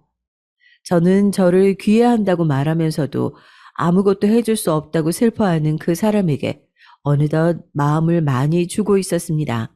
좀 측은지심 같은 것도 있었던 것 같고 또 제가 가지지 못한 똑똑한 모습이 굉장히 호감 갔던 것 같아요. 그 사람은 오남매 중 차남으로 형보다 공부를 잘해 집안을 세울 기둥이라고 기대를 한 몸에 받고 있다고 했어요. 제가 살던 대도시 근처의 작은 시골 동네 출신인데 아직도 동네에서 제일 공부 잘한 아들을 뒀다고 사람들이 부러워해서 부모님께서 자랑스러워 하신다며 자신은 꼭 사시에 붙어야 한다고 말했습니다. 하루 종일 하숙집에 앉아 책과 씨름할 때면 가끔은 그런 기대가 천근만근 돌덩이보다 무겁게 어깨를 짓누른다고 했어요. 그래도 일주일에 한 번 저랑 만나서 이야기할 때는 그나마 잊을 수 있다면서 환하게 웃었습니다. 처음 식사를 하면서 제가 어묵 공장에 다닌다고 이야기를 한 후로 오빠는 저의 집안 형편에 대해 자세히 묻지 않았어요. 저의 다 늘어진 티셔츠와 질끈 묶은 머리 때문인지 아마도 제 형편을 안 좋게 추측하는 것 같았죠. 데이트를 하곤 할 때 제가 가끔 돈을 내려고 하면 오빠는 화를 내면서 말했거든요. 나 밥 사줄 돈 있으면 집에 갈 때 빵이라도 사서 부모님 드리라고요. 저도 그런 오빠에게 차마 제가 일하는 어묵 공장 사장님이 아빠라고 이야기할 수는 없었어요. 거기다 부르주아니 뭐니 하면서 읽은 책에 대해서 열변을 토하는 오빠는 부자들은 모두 양심이 없고 법을 조롱하는 인간이라고 믿는 것 같았거든요. 저는 이런저런 생각 없이 그저 그 사람과의 시간을 오롯이 즐기고 싶었어요. 우리가 만약 결혼을 하지 못한다 하더라도 훗날 청춘의 아름다운 기억은 그대로 남을 것이니까요. 오빠는 대학 인근의 하숙집에서 하숙을 하면서 공부를 하고 있었습니다. 저는 그런 오빠의 하숙집 앞에 종종 어묵을 싸들고 찾아가곤 했죠. 오빠, 내가 방금 전에 튀긴 어묵이야. 배고플 때 간식으로 먹어? 우와, 맛있겠는데? 마침 출출했는데 잘 됐다. 오빠는 항상 제가 가져다 주는 어묵을 고마워하며 받아서 맛있게 먹곤 했죠. 저는 왠지 그럴수록 더 챙겨주고 싶은 마음에 더 자주 하숙집 앞에 찾아가게 됐습니다. 물론 부모님께는 좀 공부하고 싶은 게 있어서 퇴근 후 공부하고 집에 가겠다고 했어요. 부모님은 공부랑 담 쌓던 애가 무슨 갑자기 공부를 하냐고 의아해 하셨죠. 저는 오빠에게서 들은 책 이름들을 대면서 요즘 이것저것 궁금하게 많다고 둘러댔습니다. 부모님은 처음에는 좀 미심쩍어 하시는 듯 하더니 제가 책 이름을 줄줄 이야기하며 내용까지 언급하자 우리 딸이 뒤늦게 공부에 관심을 가지는구나 하시며 기꺼워하셨습니다. 아빠는 너무 공부가 늦은 날은 데리러 갈 테니 언제든 삐삐치라고 말도 하셨죠. 저는 그렇게 나름 007 작전처럼 오빠와 연애를 이어갔어요. 그렇게 우리는 꽤 오랜 시간을 함께 보냈죠. 오빠는 저의 옷차림에 대해서도 타박하지 않았고 소박하고 성실해서 넌 뭘 하든 참 잘 될 것이라고 꼭 대학 공부해서 진학하길 바란다며 항상 응원을 해주었습니다. 그 사람의 다정한 말을 듣고 하루의 피로를 씻어내며 저는 고향에 남아 이 사람과 미래를 꿈꾸고 싶어졌어요. 사실 처음에는 그냥 지나갈 인연이었겠지. 결국은 부모님 말씀대로 선을 봐야겠지 하는 생각으로 정을 많이 안 주려고 했었지만 시간이 지날수록 통제가 되지 않았습니다. 제가 그토록 꿈에 그리던 다정하고 세심한 남자였기 때문이죠. 그저 얼른 이 사람이 사법고시에 붙어 변호사가 되어주면 집안이 합리하더라도 부모님께 소개를 시켜봐야겠다. 똑똑한 사람이니 좋게 봐주실 수도 있을 거야 라는 희망을 품고서 저는 곧 치러질 사법고시 1차 시험에서 좋은 소식이 들려오기를 간절히 바라면서 열심히 오빠의 뒷바라지를 했어요. 하숙집에 가서 끼니도 챙겨주고 어묵을 가득 담아 도시락을 싸가기도 하면서요.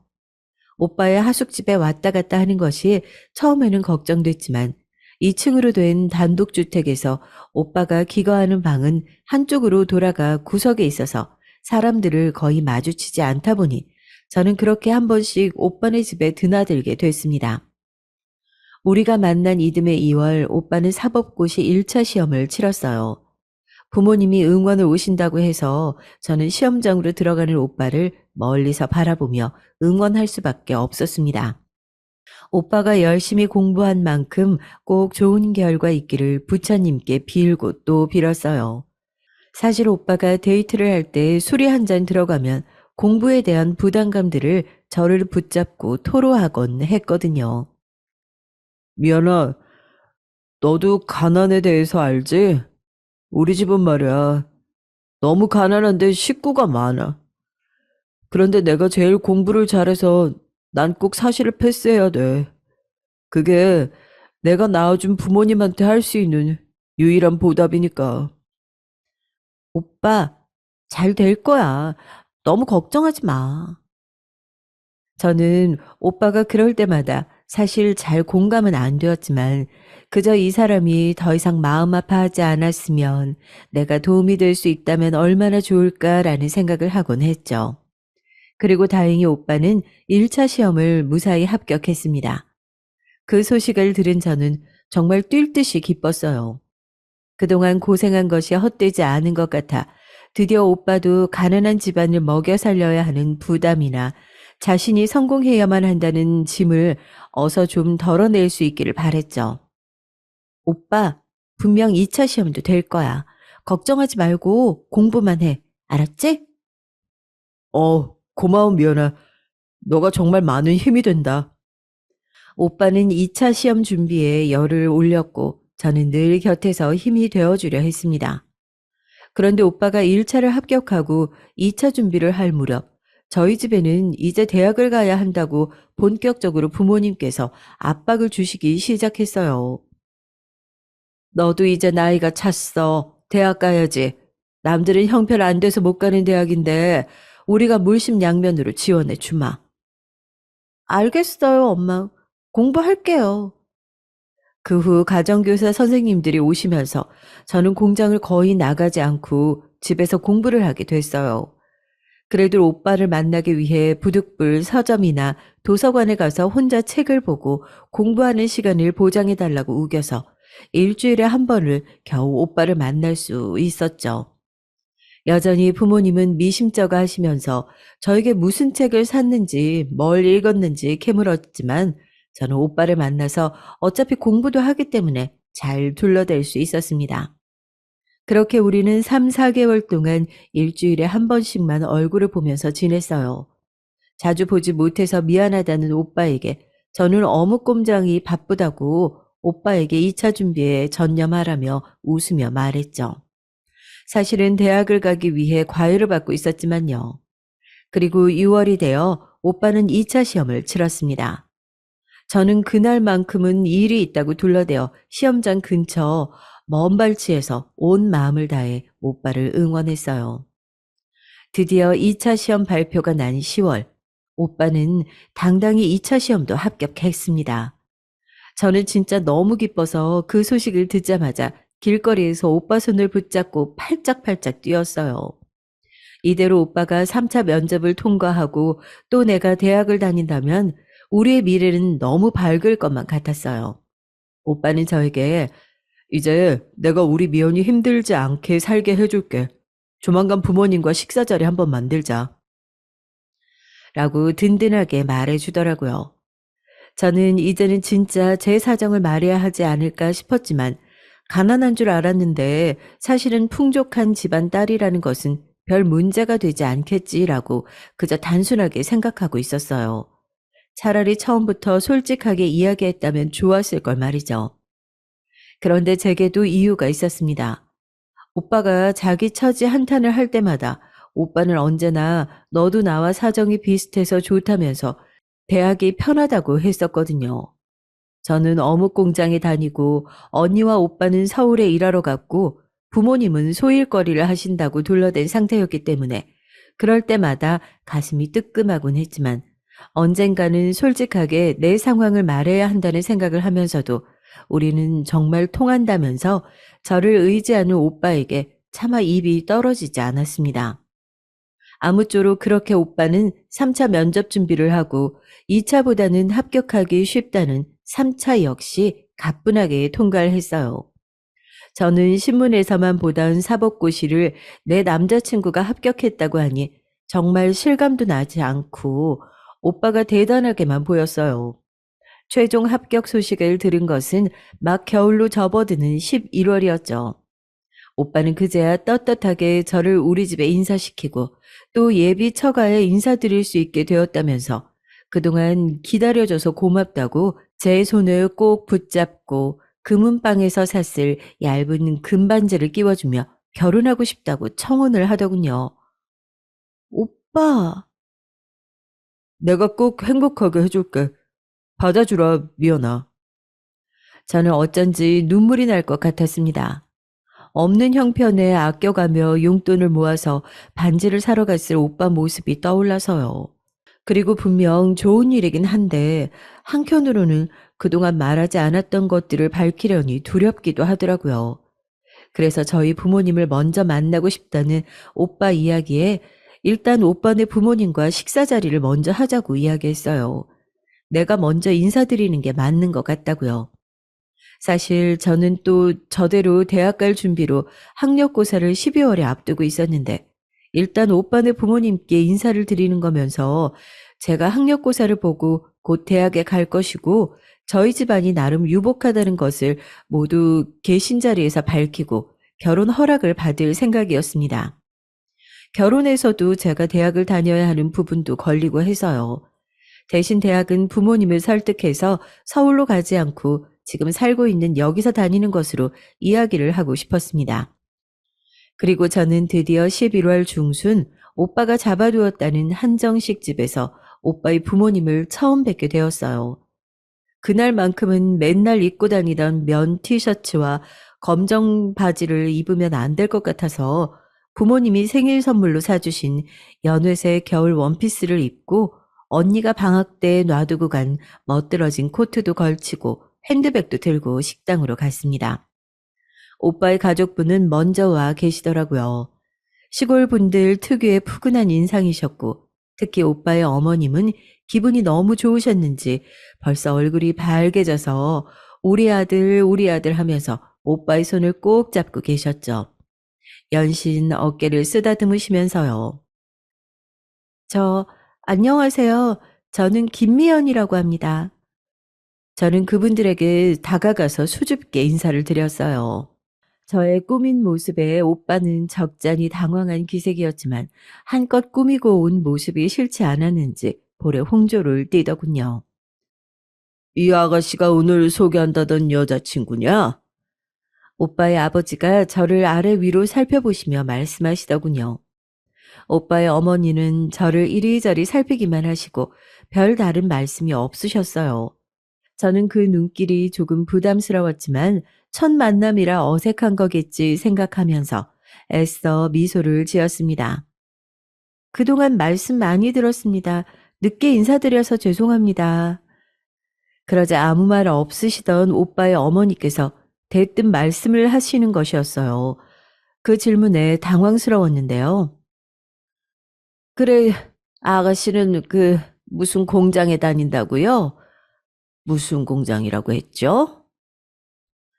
뭔가 공장이라는 단어가 특히 도드라지는 것 같았어요.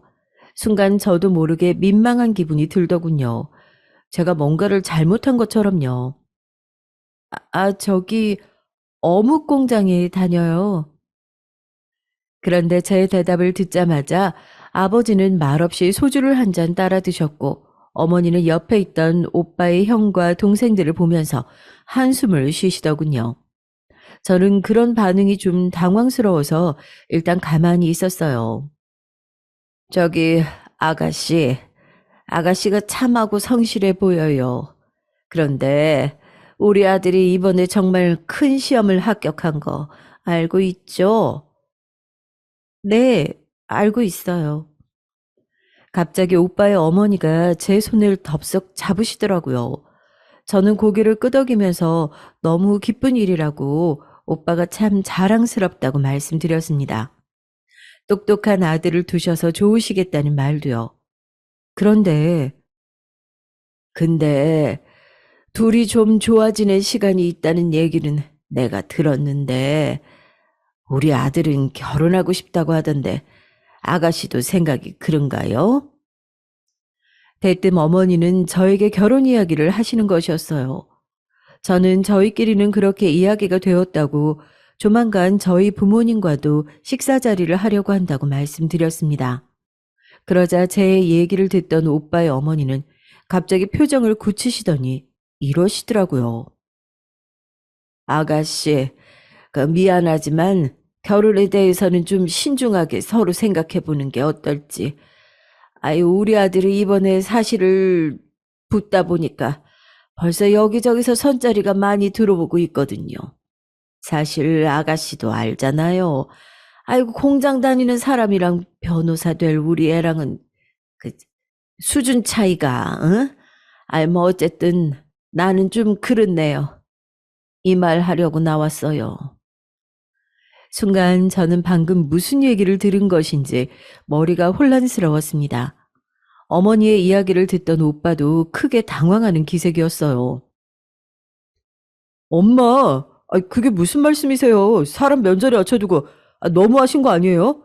저는 관심 없다고 말씀드렸잖아요. 이 사람이 제 아내 될 사람이라고요. 하지만 오빠가 소리치는 것은 들리지 않는다는 듯 어머니는 말씀을 이어가셨어요. 우리 아들이 아직 세상 물정을 몰라서 이렇게 순진한데 아가씨는 공장 일만 해서 순진한 건지 아니면 계산이 빠른 건지 내가 모르겠소만 이렇게 기우는 결혼은 난 들어보지도 못했어요. 그러니까 결혼 이야기는 없던 것으로 하고 서로 좋은 추억으로 남기는 것이 좋겠네요. 아가씨도 형편 맞는 사람 만나서 마음 편하게 사는 게 좋지 않겠어요? 순간 저는 기분이 너무 나빠서 오빠의 어머니에게 말씀을 드렸습니다. 솔직히 당황스럽네요. 왜 그동안 좋은 마음으로 서로 잘 지내온 우리가 헤어져야 하나요? 기우는 결혼이라고요? 역시나 제 말에 오빠의 아버지는 답답하다는 듯이 술 한 잔을 들이키시고 어머니는 급기야 언성을 높이시더군요. 예, 당연하잖아요. 그걸 말이라고 합니까? 아가씨? 응? 아가씨가 대학도 안 가고 어묵 공장 다니면서요. 그러면서 아가씨네 집안 형편이야. 안 봐도 뻔하지. 집에 아무 재산도 없고 살기 힘든 집 아니겠어요.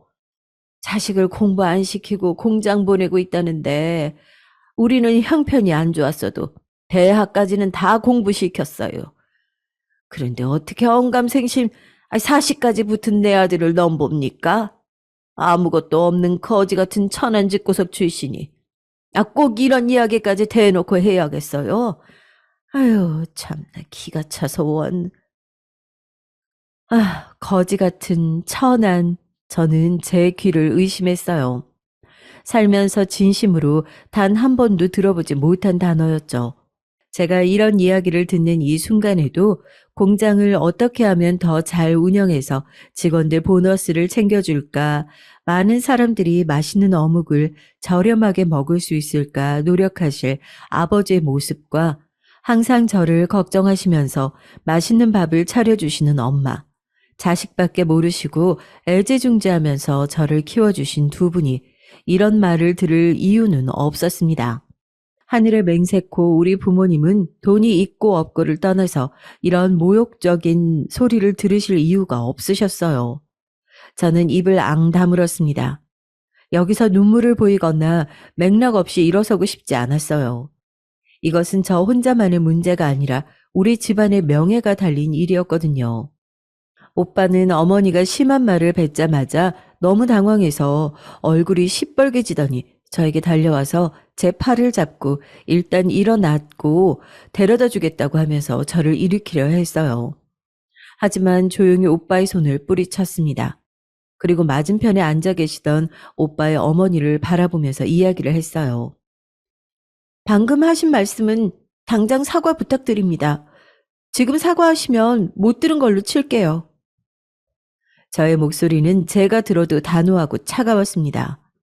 오빠도 오빠의 부모님과 형제들도 모두 크게 놀란 기색이었어요. 무슨 이게 버릇없는 행동이죠? 아가씨, 어른이 한 말이 이해가 안 돼요? 오빠의 어머니는 격앙된 목소리로 저에게 따지시더군요. 저는 심호흡을 한 후 말씀드렸어요. 저는 일남 이녀의 유복한 집에서 태어났습니다. 저희 부모님은 제가 일하는 어묵 공장의 사장님이세요. 자라면서 한 번도 저희 집안에 대해서 함부로 말하는 소리를 들어본 적이 없습니다. 저는 부모님을 돕고 있는 것이지 형편이 힘든 게 아니에요. 순간 오빠의 부모님과 형제들, 그리고 오빠까지 모두가 그 자리에서 굳어버리더군요. 방금 무슨 이야기를 들은 것인지 귀를 의심하는 표정이었어요. 공순이가 아니고 어묵공장 사장 딸, 진짜야? 오빠의 형제 중 한 명이 조그맣게 중얼거리는 소리가 들렸습니다. 조만간 사과의 말씀을 주실 것으로 믿고 저는 이만 일어나겠습니다. 어머니, 사람 형편 가지고 그렇게 괄시하고 함부로 보시는 거 아니에요. 제가 정말 가난했다면 지금 이 자리에서 어떤 기분을 느꼈을지 정말 생각만으로도 끔찍하네요. 이 말을 남기고 저는 당당하게 자리를 박차고 나왔습니다. 오빠 역시 그런 저를 붙잡지도 못하고 그저 멍하니 바라보더군요. 식당 문을 열고 길에 한 걸음 딛자마자 저는 털썩 그 자리에 주저앉고 말았어요. 오빠의 부모라는 사람들이 저런 사람들이라니.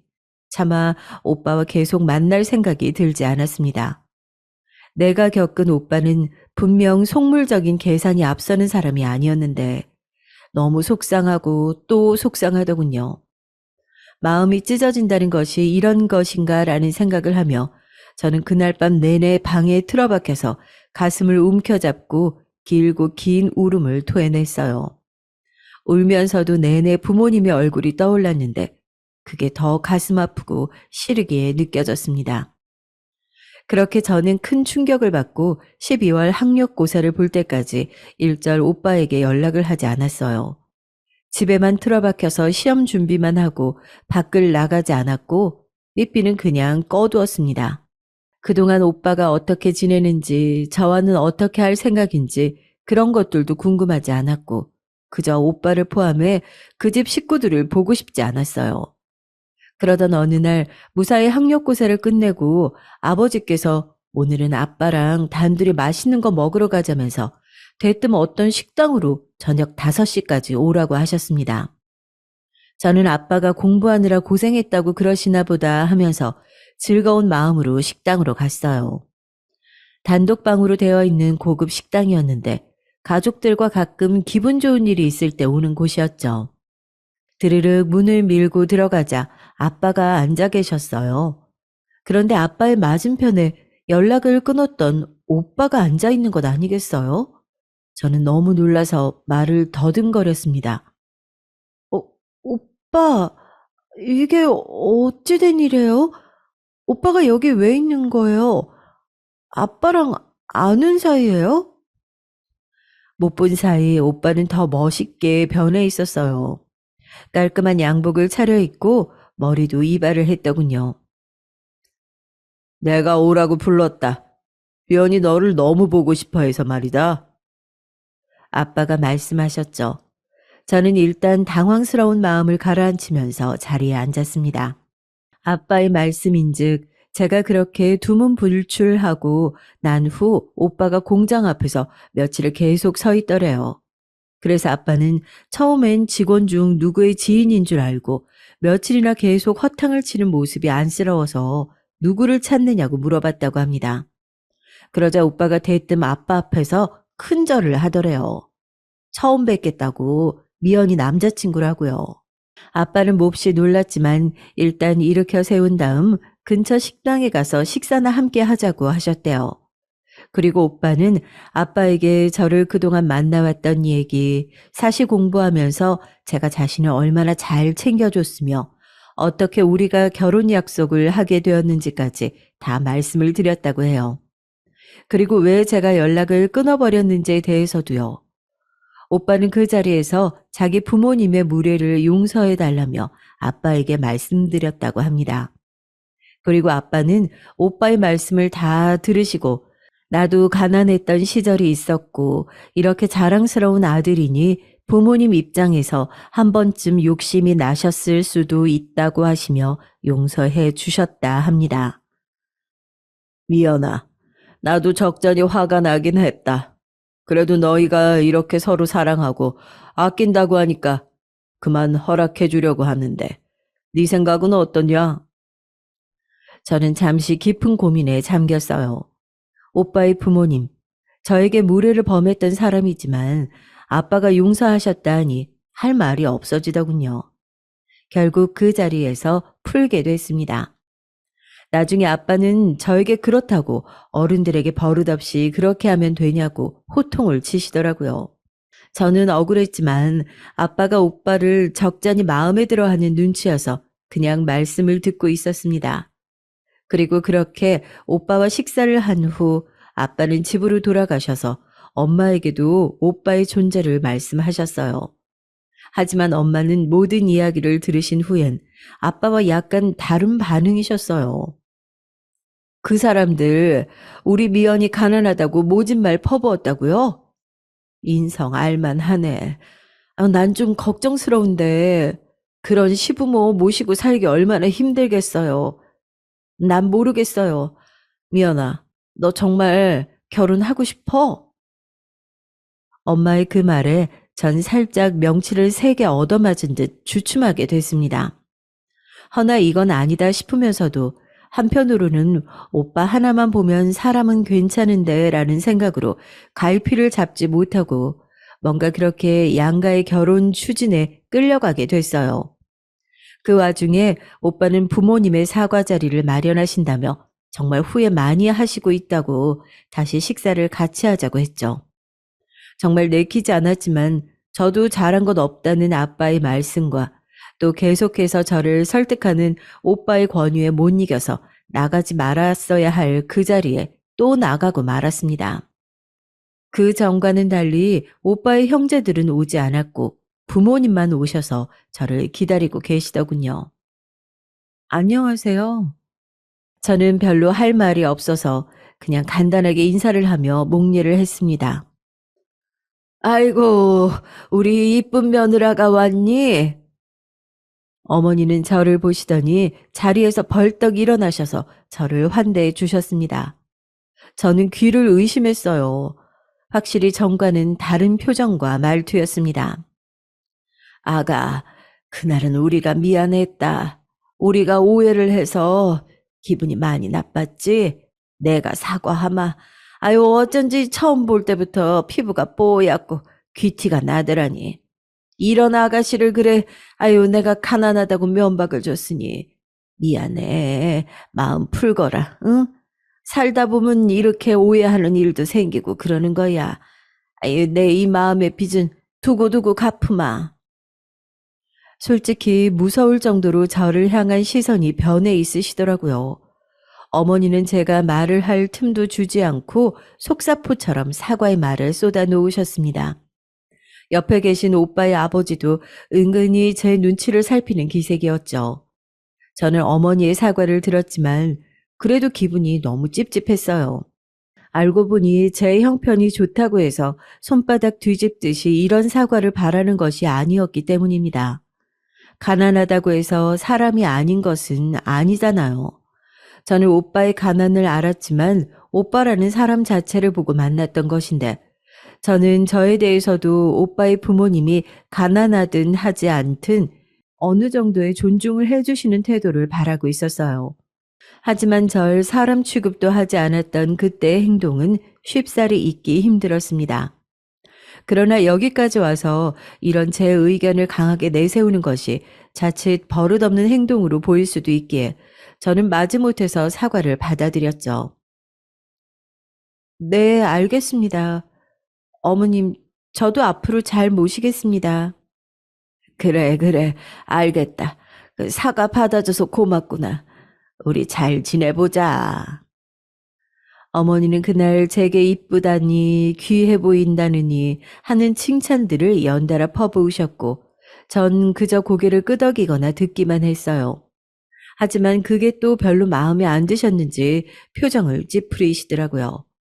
그리고 오빠 역시 저에게 왜 그런 표정이냐며 실망스럽다느니 하는 말을 했습니다. 너 예비 시어머니 될 사람한테 그러면 안 되는 거야. 어른이 말하면 좋게 좋게 받아주고 넘어가야지. 오빠, 이게 내 잘못이야? 나 그래도 최선을 다한 거야. 최선? 아니, 그게 최선이라면 곤란해. 너 앞으로 내 아내 될 사람이야. 변호사 남편 두는 거라고. 그게 얼마나, 아니다. 이런 말 하면 뭐해. 넌 어차피 알아듣지도 못할 텐데. 하여튼, 우리 엄마한테도 이제 깍듯이 돼. 잘 해드리라고. 최선을 다해서. 오빠의 태도는 좀 어딘가 냉담해져 있었어요. 결혼을 하자고 청할 땐 정말로 간이고 쓸개고 다 빼줄 것처럼 굴었는데 이젠 아니었습니다. 그때 눈치를 챘어야 했죠. 더 큰 일이 준비되어 있다는 것을, 미처 상상치도 못한 일이 준비되어 있다는 것을요. 하지만 당시 전 아무것도 모르고 그렇게 본격적으로 결혼 준비를 하게 됐어요. 사실 결혼을 마음먹으며 저는 전에 겪은 예비 시어머니의 태도가 계속 마음에 걸렸지만 제가 좋아하던 오빠였기에 불미스러운 일들은 마음에 무시하려고 애썼죠. 결혼을 준비하면서 3년 전쯤 시집간 사촌 언니에게 이것저것 결혼 준비나 웨딩드레스 등 여러 가지를 물어보면서 저는 눈코 뜰 새 없이 바쁘게 지냈습니다. 막상 결혼식을 3달 정도 앞두자 드레스며 메이크업 같은 게 너무 고민이 되더라고요. 그래서 저는 사촌 언니 친구가 마침 저와 비슷한 시기에 결혼을 앞두고 준비를 한다길래 메이크업 정보를 얻고자 사촌 언니와 친구와 함께 한번 커피숍에서 만나기로 했어요. 사촌 언니의 친구는 서울의 빌딩을 가지고 있는 큰 부잣집 딸이었는데 얌전하면서도 착한 분이더군요. 그분과 여러 가지 결혼식 정보에 대해서 이야기를 하다가 문득 예비 신랑에 대해 이야기를 나누게 됐어요. 저는 오빠랑 1년 넘게 연애를 했거든요. 부모님 몰래요. 법대 졸업하던 오빠가 사실을 묻게 돼서 부모님께 허락해 주셔서 마침내 결혼할 수 있게 됐어요. 어머, 너무 로맨틱하다. 근데 사시 붙었다고? 나 결혼할 사람도 사시 붙었어. 어머, 우리 예비 신랑끼리 서로 아는 사이겠는데? 어, 진짜요? 와, 진짜 세상 좁네요. 언니는 선 보신 거예요? 난 선봤지. 사실 남편 집안이 좀 별 볼 일 없어서 고민했는데 사람은 괜찮더라고. 둘째인데 첫째 장남이 구실을 못해서 이 사람이 장남 노릇을 해야 된다나 봐. 열쇠 몇 개 해가야 될 것 같아. 언니 친구는 좋으면서도 걱정도 많은 듯이 투덜대면서 웃었습니다. 저는 결혼 관련 수다를 잔뜩 떨고는 기분이 좋아서 집으로 왔고요. 언니의 친구분이 추천해준 드레스 샵과 메이크업 샵을 한번 가볼 예정으로 오빠에게 연락을 해서 가보고 싶은 곳이 있다고 했지만 오빠는 바쁘다고 했어요. 요즘 좀 정신이 없다고요. 결혼을 앞두고 여기저기 인사 다니느라고 오늘은 멀리 친척집에 가 있다고 했습니다. 속상하긴 했지만 알겠다고 했어요. 사실 이때 많이 섭섭했던 것이 이상하게도 결혼 준비를 하면서 예비 남편이 될 오빠는 굉장히 바빠 보였습니다. 왜 그런지 모르겠지만 자기도 미래를 위해 이것저것 할 게 많다면서요. 오빠, 오늘도 밥 같이 못 먹어? 아무래도 다음 주에 만나야겠다. 같이 알아보자고 하면 좋을 것 같은데 늘 일에 치여 산다며 불평을 했고 전 어쩔 수 없이 알겠다고 했어요. 밥 한 끼 같이 못할 만큼 바쁜 건가 싶었지만 그게 모두 일 때문이라고 하니까 뭐라고 할 수도 없었죠. 결혼을 앞둔 만큼 저는 긴장되고 가뜩이나 예비 시부모님에 대한 걱정도 컸는데 예비 남편은 반면 무척 태평해 보였습니다. 게다가 며칠 전엔 아주 심상치 않은 일을 겪기도 했는데 예비 시어머니가 갑자기 저에게 음식을 해주고 싶다며 집에 들르라고 하더라고요. 거절하는 것도 예의가 아닌 것 같아서 어렵게 발걸음을 떼게 됐어요. 집에 들어갔더니 여러 가지 음식이 한 상 준비되어 있었고 지난날의 오해를 완전히 풀자는 의미로 마련했다고 하시더군요. 온화하게 웃으시는데 여태껏 저도 뻗댈 만큼 뻗댔던지라 일단은 맛있게 음식을 먹었고 과일은 제가 깎겠다며 나섰어요. 잘 먹었습니다, 어머님. 아니다. 아이고 맛있게 먹어주니 나야말로 고맙구나.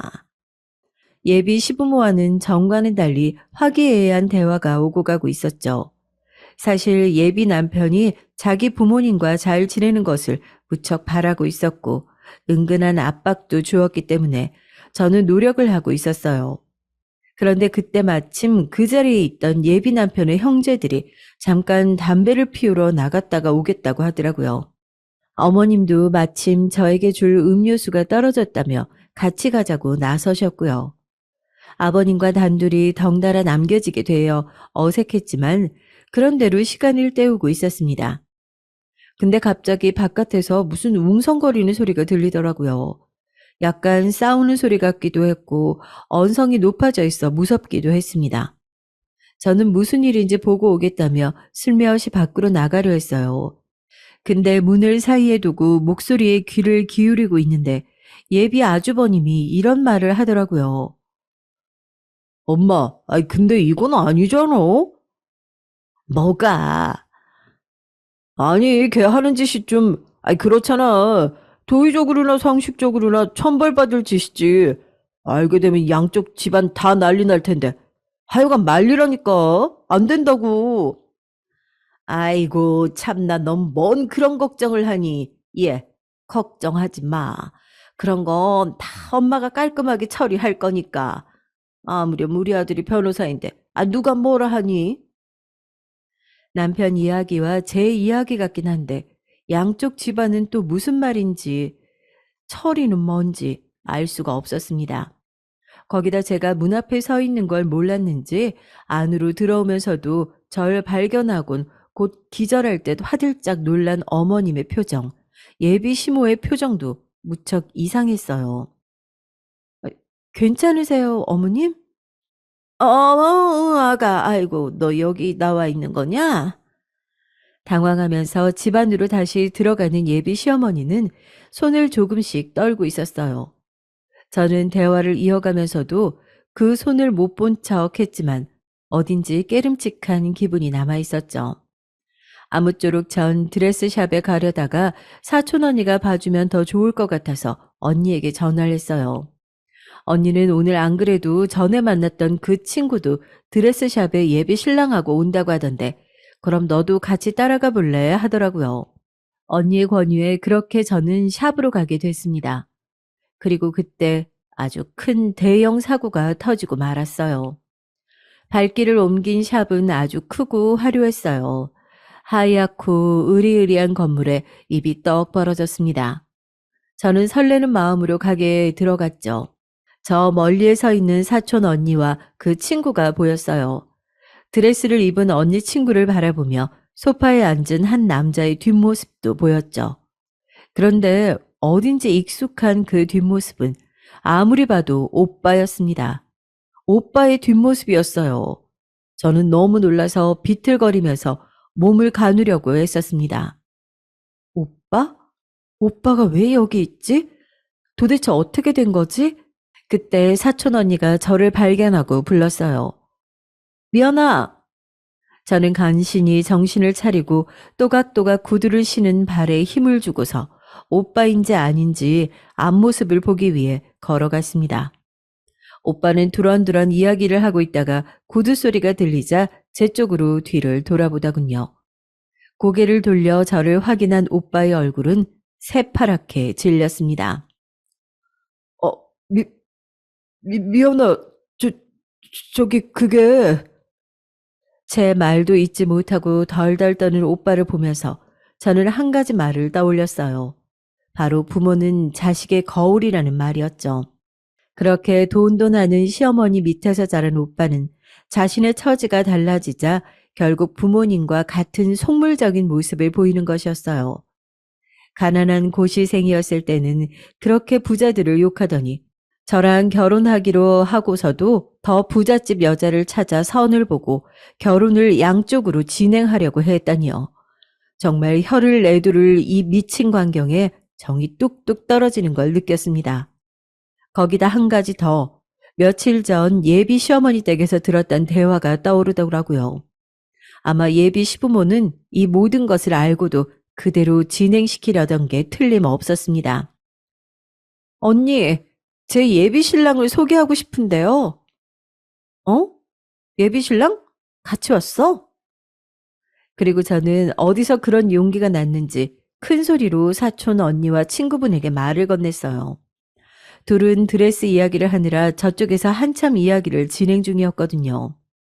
제가 큰 소리로 말을 하자 돌아본 두 분에게 저는 여기 언니 친구분과 결혼할 이분이 바로 제 예비 신랑입니다. 양다리네요. 라고 말했습니다. 참 어이가 없어서 도리어 웃음이 나더라고요. 언니 친구의 얼굴은 흑빛으로 변했고 사촌 언니는 달려와서 가방을 오빠에게 집어던지더군요. 뭐? 이 미친놈아. 내가 이럴 줄 알았어. 낌새가 보였다고. 가자. 미연아 가자. 너도 얼른 드레스 갈아입고 따라와. 그렇게 저의 사랑은 지저분하게 끝이 났습니다. 저와 사촌 언니네는 물론 그 친구분 집까지 여러 집안이 발칵 뒤집혔고 저는 아예 전화기를 뽑아버리고 몇 달간 밖으로 나가지 않았고요. 처음 며칠은 하염없이 눈물이 났습니다. 그런데 시간이 지나자 그래도 모르고 속아서 결혼하는 것보다는 결혼으로 부모님 재산을 그 집에 갖다 주는 것보다는 파혼이 낫다 싶더군요. 저에게도 언니 친구에게도 파혼을 당한 오빠는 선시장에서도 소문이 퍼져서 톡톡히 망신을 당하고 먼 지방으로 이사를 갔다는 소식을 들었어요. 아마 그 지역에 가서도 그 부모는 아들 장사 한번 제대로 하려고 하겠죠. 저는 씁쓸했지만 그저 제가 그 사람과 결혼하지 않은 것은 천만다행으로 여기며 지냈답니다. 물론 그 후로 대학도 가고 인품 좋은 사람을 만나 순탄하게 결혼 생활도 했고요. 지금도 생각하면 온몸이 떨리는 기억이고 그 당시에는 정말 죽고 싶을 만큼 힘들었던 일이었네요.